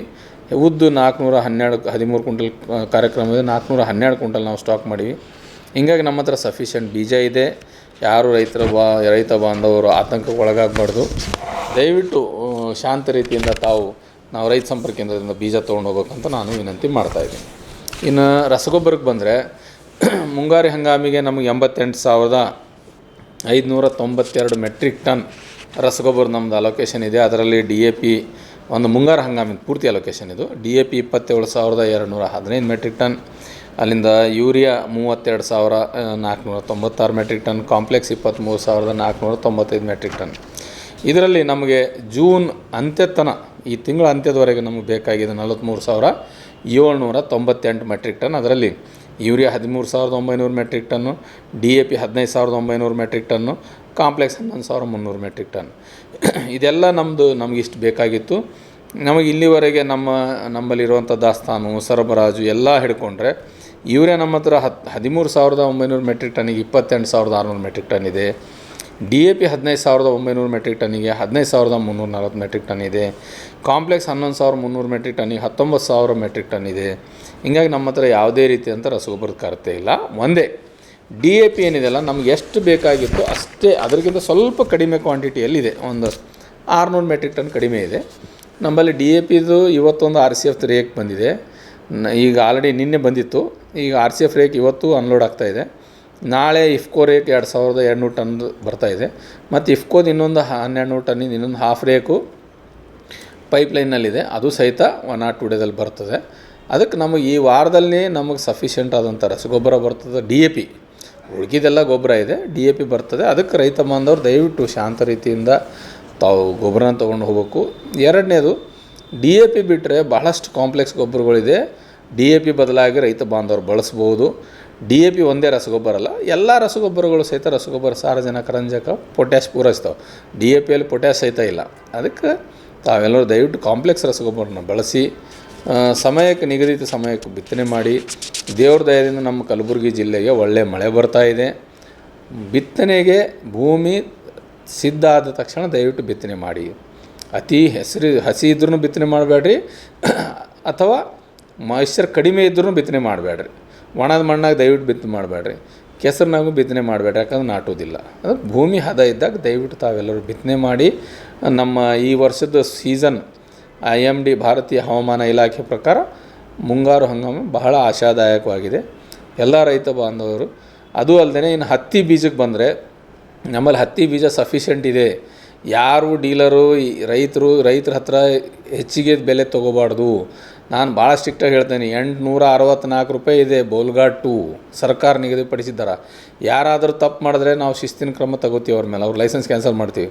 ಗೊಬ್ಬರನೂ ಹಾಗೆ DAP 1350 ಅಂದ್ರೆ 1350, ಯೂರಿಯಾ 266 ಅಂದ್ರೆ 266. ಯಾವುದೇ ಕಾರಣಕ್ಕೂ ಯಾರು ಡೀಲರು ರೈತರಿಗೆ ಮೋಸ ಮಾಡಬಾರ್ದು. ಹೆಚ್ಚಿಗೆ ತೊಗೊಂಡು ಬಂದರೆ ನಮಗೆ ದಯವಿಟ್ಟು ನೀವು ದೂರನ ಕೊಡಿ. ನಮ್ಮ ರೈತ ಸಂಪರ್ಕ ಕೇಂದ್ರ ಸಹಾಯಕ ಕೃಷಿ ನಿರ್ದೇಶಕ ಕಚೇರಿ ನಾನು ಕಟ್ಟುನಿಟ್ಟಿನ ಸೂಚನೆ ಕೊಟ್ಟಿದ್ದೀನಿ. ಈಗ ಆಲ್ರೆಡಿ ನಾನು ಮೊನ್ನೆ ಕಲಬುರಗಿಯಲ್ಲಿ, ನಿನ್ನೆ ಜೇವರ್ಗಿ, ಯಡ್ರಾಮಿ, ಜೇರಟಿಯಲ್ಲಿ ರೇಡ್ ಮಾಡಿದ್ದೀನಿ. ರೇಡ್ ಮಾಡಿ ಅಂಗಡಿಗಳಲ್ಲಿ ಯಾರ್ಯಾರು ಏನೇನು ಲ್ಯಾಪ್ಸಸ್ ಅದಾವೋ ಅದ್ರ ಮೇಲೆ ನಾವು ಸ್ಟಾಪ್ ಸೇಲ್ ನೋಟಿಸ್ ಕೊಟ್ಟಿದ್ದೀವಿ. ಅವ್ರಿಗೆ ಶೋಕಾಸ್ ನೋಟಿಸ್ ಕೊಟ್ಟಿದ್ದೀವಿ, ಕಾರಣಕ್ಕೆ ನೋಟಿಸ್ ಕೊಟ್ಟಿದ್ದೀವಿ. ಅವರು ಲೈಸೆನ್ಸ್ ಮೇಲೆ ಆ್ಯಕ್ಷನ್ ತೊಗೊಳ್ಳೋಂಥ ಕ್ರಮ ಜರುಗಿಸ್ತಾ ಇದ್ದೀವಿ. ಅವ್ರ ಲೈಸೆನ್ಸ್ಗಳನ್ನು ಸಸ್ಪೆಂಡ್ ಮಾಡ್ತೀವಿ, ಇಮಿಡಿಯೇಟ್ಲಿ ಕ್ಯಾನ್ಸಲ್ ಮಾಡಿಬಿಡ್ತೀವಿ. ರೈತ ಬಾಂಧವರು ಯಾರೂ ಆತಂಕಕ್ಕೆ ಒಳಗಾಡಬಾರ್ದು. ದಯವಿಟ್ಟು ಯಾರು ಡೀಲರು ಒಬ್ಬ ರೈತರ ಹತ್ರನೂ ಯಾವುದೇ ಕಾರಣಕ್ಕೂ ಒಂದೇ ರೂಪಾಯಿ ಹೆಚ್ಚಿಗೆ ತೊಗೊಂಡ್ರೆ ನಮ್ಮ ಗಮನಕ್ಕೆ ಬಂದರೆ ನಾವು ಅಂಥ ಡೀಲರಿಗೆ ತಕ್ಷಣ ಕ್ರಮ ಜರುಗಿಸ್ತೀವಿ. ಅದಕ್ಕೆ ಎಲ್ಲ ರೈತ ಬಾಂಧವರು ಶಾಂತ ರೀತಿಯಿಂದ ಬೀಜ ತೊಗೊಂಡು ಒಳ್ಳೆ ಬೆಳೆ ಬೆಳೀರಿ ಅಂತ ನಾನು ತಮ್ಮೆಲ್ಲರಲ್ಲಿ ವಿನಂತಿ ಮಾಡ್ತಾ ಇದ್ದೀನಿ. ಧನ್ಯವಾದಗಳು. ಪ್ರಕಟಣೆ: ಜಿಲ್ಲಾ ಆರೋಗ್ಯ ಮತ್ತು ಕುಟುಂಬ ಕಲ್ಯಾಣ ಅಧಿಕಾರಿಗಳು, ಕಲಬುರಗಿ ಜಿಲ್ಲಾ ರೋಗವಾಹಕ ಆಶ್ರಿತ ರೋಗಗಳ ನಿಯಂತ್ರಣಾಧಿಕಾರಿಗಳು, ಕಲಬುರಗಿ. ಡೆಂಗು ಜ್ವರ ನಿಯಂತ್ರಣ ಎಲ್ಲರ ಜವಾಬ್ದಾರಿ. ಎಲ್ಲರೂ ತಿಳಿದಿರಬೇಕಾದ ಮೂಲ ಮಾಹಿತಿ. ಡೆಂಗ್ಯೂ ಜ್ವರ ಎಂದರೇನು? ಡೆಂಗು ಜ್ವರ ವೈರಸ್ನಿಂದ ಉಂಟಾಗುವ ಕಾಯಿಲೆ. ಇದು ಸೋಂಕು ಹೊಂದಿದ ಈಡೆಸ್ ಈಜಿಪ್ಟ್ವೆ ಸೊಳ್ಳೆಯ ಕಚ್ಚುವಿಕೆಯಿಂದ ಒಬ್ಬರಿಂದ ಒಬ್ಬರಿಗೆ ಹರಡುತ್ತದೆ. ಈ ಸೊಳ್ಳೆಗಳು ಸಾಮಾನ್ಯವಾಗಿ ಸ್ವಚ್ಛ ನೀರಿನಲ್ಲಿ ಸಂತಾನ ಅಭಿವೃದ್ಧಿ ಮಾಡುತ್ತವೆ ಹಾಗೂ ಹಗಲು ಹೊತ್ತಿನಲ್ಲಿ ಮನುಷ್ಯರನ್ನು ಕಚ್ಚುತ್ತವೆ. ಈ ರೋಗದ ಮುಖ್ಯ ಲಕ್ಷಣಗಳು ಯಾವುವು? ಇದ್ದಕ್ಕಿದ್ದಂತೆ ತೀವ್ರ ಜ್ವರ, ವಿಪರೀತ ತಲೆನೋವು, ಕಣ್ಣುಗಳ ಹಿಂಭಾಗ ನೋವು, ಮಾಂಸಖಂಡ ಮತ್ತು ಕೀಲುಗಳಲ್ಲಿ ವಿಪರೀತ ನೋವು ಕಾಣಿಸಿಕೊಳ್ಳುವುದು ಈ ರೋಗದ ಪ್ರಮುಖ ಲಕ್ಷಣಗಳು. ತೀವ್ರ ಸ್ಥಿತಿಯಲ್ಲಿ ಬಾಯಿ, ಮೂಗು ಮತ್ತು ವಸಡುಗಳಿಂದ ರಕ್ತಸ್ರಾವ ಹಾಗೂ ಚರ್ಮದ ಮೇಲೆ ಅಲ್ಲಲ್ಲಿ ರಕ್ತಸ್ರಾವದ ಗುರುತುಗಳು ಕಾಣಿಸಿಕೊಳ್ಳುತ್ತವೆ. ಈ ರೋಗಕ್ಕೆ ಚಿಕಿತ್ಸೆ ಏನು? ಡೆಂಗ್ಯೂ ಜ್ವರಕ್ಕೆ ಯಾವುದೇ ನಿರ್ದಿಷ್ಟ ಔಷಧಿ ಹಾಗೂ ಲಸಿಕೆ ಇರುವುದಿಲ್ಲ. ರೋಗದ ಲಕ್ಷಣಗಳಿಗನುಸಾರವಾಗಿ ವೈದ್ಯರಿಂದ ಸೂಕ್ತ ಚಿಕಿತ್ಸೆ ಪಡೆಯಬಹುದು. ಇಂತಹ ಲಕ್ಷಣಗಳು ಕಂಡು ಬಂದರೆ ತಕ್ಷಣ ಹತ್ತಿರದ ಸರ್ಕಾರಿ ಆಸ್ಪತ್ರೆ, ಪ್ರಾಥಮಿಕ ಆರೋಗ್ಯ ಕೇಂದ್ರದ ವೈದ್ಯರಲ್ಲಿ ಪರೀಕ್ಷಿಸಿಕೊಂಡು ಸೂಕ್ತ ಚಿಕಿತ್ಸೆಯನ್ನು ಪಡೆಯಬಹುದು. ಈ ರೋಗದ ನಿಯಂತ್ರಣ ಹೇಗೆ? ಸೊಳ್ಳೆಗಳ ನಿಯಂತ್ರಣ ಒಂದೇ ಡೆಂಗ್ಯೂ ರೋಗದ ಹತೋಟಿಗೆ ಮುಖ್ಯ ವಿಧಾನ. ಈ ಸೊಳ್ಳೆಗಳು ನೀರನ್ನು ಸೇಕರಿಸಿಡುವ ಸಿಮೆಂಟ್ ತೊಟ್ಟಿ, ಕಲ್ಲು ಚಪ್ಪಡಿಯಿಂದ ನಿರ್ಮಿಸಿದ ತೊಟ್ಟಿ, ಡ್ರಮ್, ಬ್ಯಾರೆಲ್, ಮಣ್ಣಿನಿಂದ ಮಡಿಕೆ ಉಪಯೋಗಿಸಿದ ಒರಳು, ಕಲ್ಲು ಮುಂತಾದ ಕಡೆಗಳಲ್ಲಿ ಶೇಖರಣೆಯಾಗುವ ನೀರಿನಲ್ಲಿ ಉತ್ಪತ್ತಿ ಆಗುವುದರಿಂದ ಈ ರೀತಿ ನೀರು ನಿಲ್ಲದಂತೆ ಎಚ್ಚರಿಕೆ ವಹಿಸಬೇಕು. ಮುಂಜಾಗ್ರತಾ ಕ್ರಮ: ಎಲ್ಲ ನೀರಿನ ತೊಟ್ಟಿ, ಡ್ರಮ್, ಬ್ಯಾರೆಲ್, ಏರ್ ಕೂಲರ್ ಇತ್ಯಾದಿಗಳನ್ನು ವಾರಕ್ಕೊಮ್ಮೆ ಖಾಲಿ ಮಾಡಿ ಒಣಗಿಸಿ ಭರ್ತಿ ಮಾಡಿಕೊಳ್ಳುವುದು. ನೀರು ಖಾಲಿ ಮಾಡಲು ಸಾಧ್ಯವಿಲ್ಲದ ತೊಟ್ಟಿ ಮುಂತಾದವುಗಳನ್ನು ಸೊಳ್ಳೆಗಳು ಒಳಗೆ ನುಸುಳದಂತೆ ಸರಿಯಾಗಿ ಮುಚ್ಚಳದಿಂದ ಮುಚ್ಚುವುದು. ಬಯಲಿನಲ್ಲಿರುವ ತ್ಯಾಜ್ಯ ವಸ್ತುಗಳಾದ ಟಯರು, ಎಳೆನೀರಿನ ಚಿಪ್ಪು, ಒಡೆದ ಬಾಟಲ್ ಮುಂತಾದವುಗಳಲ್ಲಿ ಮಳೆ ನೀರು ಸಂಗ್ರಹವಾಗದಂತೆ ಎಚ್ಚರಿಕೆ ವಹಿಸುವುದು ಅಥವಾ ಸೂಕ್ತ ವಿಲೇವಾರಿ ಮಾಡುವುದು. ಸಂರಕ್ಷಣಾ ವಿಧಾನಗಳಾದ ಸೊಳ್ಳೆ ನಿರೋಧಕಗಳನ್ನು ಹಾಗೂ ಸೊಳ್ಳೆ ಪರದೆಯನ್ನು ಬಳಸಿ ಸೊಳ್ಳೆಗಳು ಕಚ್ಚದಂತೆ ಎಚ್ಚರಿಕೆ ವಹಿಸುವುದು. ಗಮನಿಸಿ, ಡೆಂಗ್ಯೂ ರೋಗ ಬಂದಾಗ ರಕ್ತದಲ್ಲಿರುವ ಪ್ಲೇಟ್ಲೆಟ್ಸ್ಗಳು ಕೊರತೆಯಾಗುತ್ತವೆ ಎಂಬ ವದಂತಿ ಜನಸಾಮಾನ್ಯರಲ್ಲಿ ಹರಡಿದೆ. ಆದರೆ ಪ್ಲೇಟ್ಲೆಟ್ಸ್ ಕಡಿಮೆ ಆದ ರೋಗಿಗಳಿಂದ ವೈದ್ಯರು ನೀಡುವ ಐವಿ ದ್ರಾವಣದಿಂದ ತಕ್ಷಣ ಪ್ಲೇಟ್ಲೆಟ್ಸ್ಗಳ ಪ್ರಮಾಣ ಹೆಚ್ಚಾಗಿ ರೋಗಿಯು ಚೇತರಿಸಿಕೊಳ್ಳುತ್ತಾನೆ.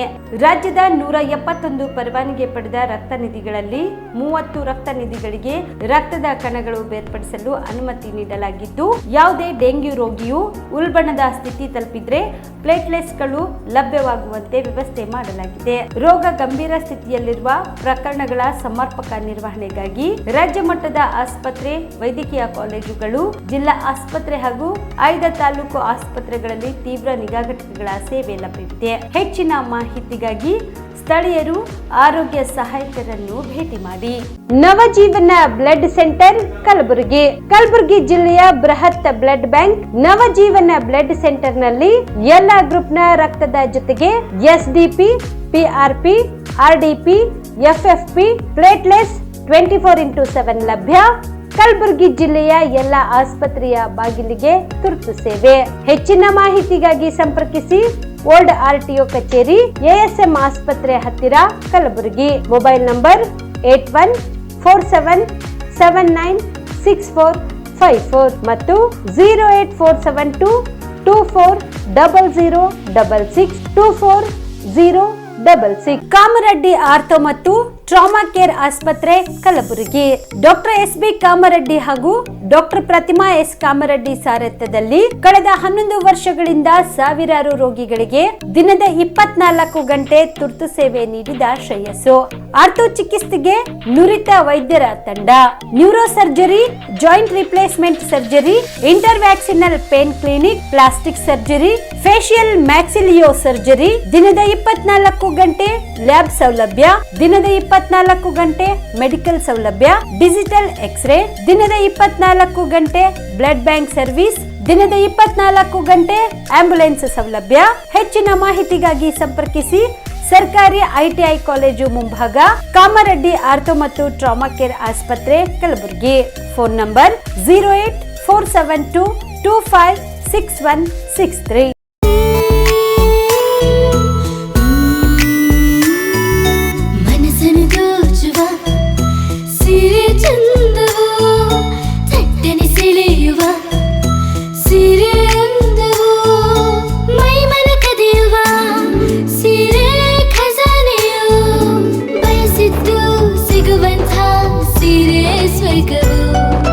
ಮದುವೆಯ ಸಂಭ್ರಮದ ಚಿತ್ತಾರದ ಸೀರೆಗಳು, ಶುಭದ ಕಾರ್ಯದಿ ಬಣ್ಣಗಳ ನರ್ತನ, ವಿಧ ವಿಧ ಸಂಗ್ರಹದಿ ಮನವನ್ನು ಅಪಹರಿಸೋ ವಿಜಯಲಕ್ಷ್ಮಿ ಸಿಲ್ಕ್ಸ್ ಸರಸಾಟಿಯಲ್ಲಿದೆ.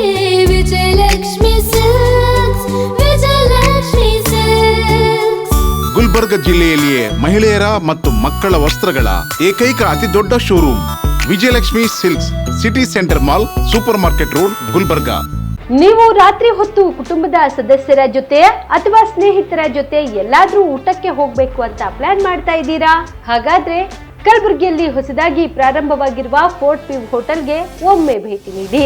ಹೆರಿಟೇಜ್ ಇನ್ ಹೋಟೆಲ್ನ ಓಪನ್ ಟೆರೆಸ್ ಮೇಲೆ ಬೆಂಗಳೂರು ದೆಹಲಿ ಮಾದರಿಯಲ್ಲಿನ ಸುಂದರ ಆಕರ್ಷಣೆ ಇಲ್ಲಿ ಕಾಣಬಹುದು. ನುರಿತ ಕುಕ್ಗಳಿಂದ ರುಚಿಕರವಾದ ಸ್ವಾದಿಷ್ಟ ಆಹಾರ ಇಲ್ಲಿ ಲಭ್ಯ.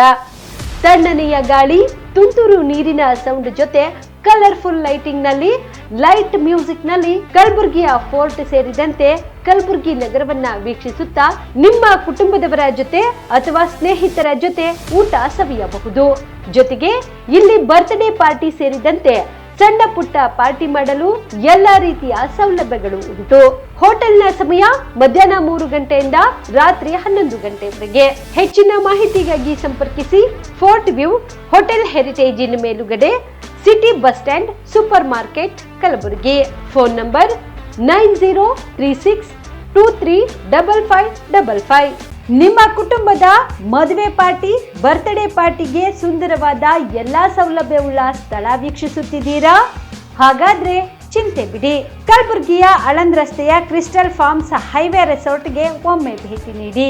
ಹೌದು, ಕ್ರಿಸ್ಟಲ್ ಫಾರ್ಮ್ಸ್ ನಲ್ಲಿ ಸಭೆ ಸಮಾರಂಭ ನಡೆಸಲು seminar hall, birthday party, wedding reception, get together ಪಾರ್ಟಿಗಳು ಸೇರಿದಂತೆ ಎಲ್ಲಾ ಪಾರ್ಟಿಗಳು ಮಾಡಲು ವಿಶಾಲ ಹಾಗೂ ಎಲ್ಲಾ ಸೌಲಭ್ಯವುಳ್ಳ hi-tech hall, swimming pool, family restaurant, bar and restaurant, ಮಕ್ಕಳಿಗೆ ಆಟವಾಡಲು ಕಿಡ್ಸ್ ಗೇಮ್, ಸುಸಜ್ಜಿತ ಹಾಗೂ ಸುಂದರವಾದ ಶೂಟ್ ರೂಮ್, ವಿಭಿನ್ನ ಹಾಗೂ ಸ್ವಾದಭರಿತ ಕ್ಯಾಂಟಿನೇಟರ್ ತಿಂಡಿಗಳು, ಜಾಗಿಂಗ್ ಟ್ರ್ಯಾಕ್, ಜಿಮ್ ಸೇರಿದಂತೆ ಎಲ್ಲಾ ಸೌಲಭ್ಯಗಳು ಕ್ರಿಸ್ಟಲ್ ಫಾರ್ಮ್ಸ್ ನಲ್ಲಿ ಲಭ್ಯ. ಹೆಚ್ಚಿನ ಮಾಹಿತಿಗಾಗಿ ಸಂಪರ್ಕಿಸಿ ಕ್ರಿಸ್ಟಲ್ ಫಾರ್ಮ್ಸ್ ಹೈವೇ ರೆಸಾರ್ಟ್, ಕೆರೆ ಬೋಸ್ಕಾ ಹತ್ತಿರ, ಆಳಂದ್ ರಸ್ತೆ, ಕಲಬುರಗಿ.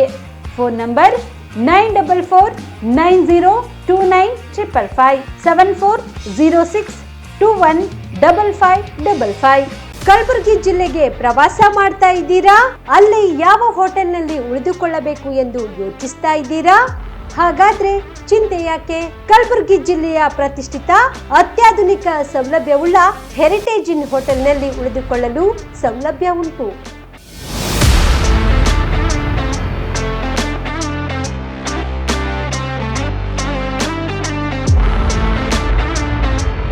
ಜೊತೆಗೆ ಇಲ್ಲಿ ಅತ್ಯಾಧುನಿಕ ಸೌಲಭ್ಯವುಳ್ಳ ಡಿಲೆಕ್ಸ್ ರೂಮ್ಗಳು ಲಭ್ಯವಿದ್ದು ದಿನದ 24 ಗಂಟೆ ವೈಫೈ ಸೌಲಭ್ಯ ಕೂಡ ನೀಡಲಾಗಿದೆ.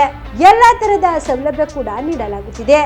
ರೆಸ್ಟೋರೆಂಟ್ ಸೌಲಭ್ಯದ ಜೊತೆಗೆ ಕಾರ್ ಪಾರ್ಕಿಂಗ್ ವ್ಯವಸ್ಥೆ ಕೂಡ ಮಾಡಲಾಗಿದೆ. ಹೆಚ್ಚಿನ ಮಾಹಿತಿಗಾಗಿ ಸಂಪರ್ಕಿಸಿ Heritage Inn hotel, city bus stand, super market, Kalaburagi. Phone number 9702205555.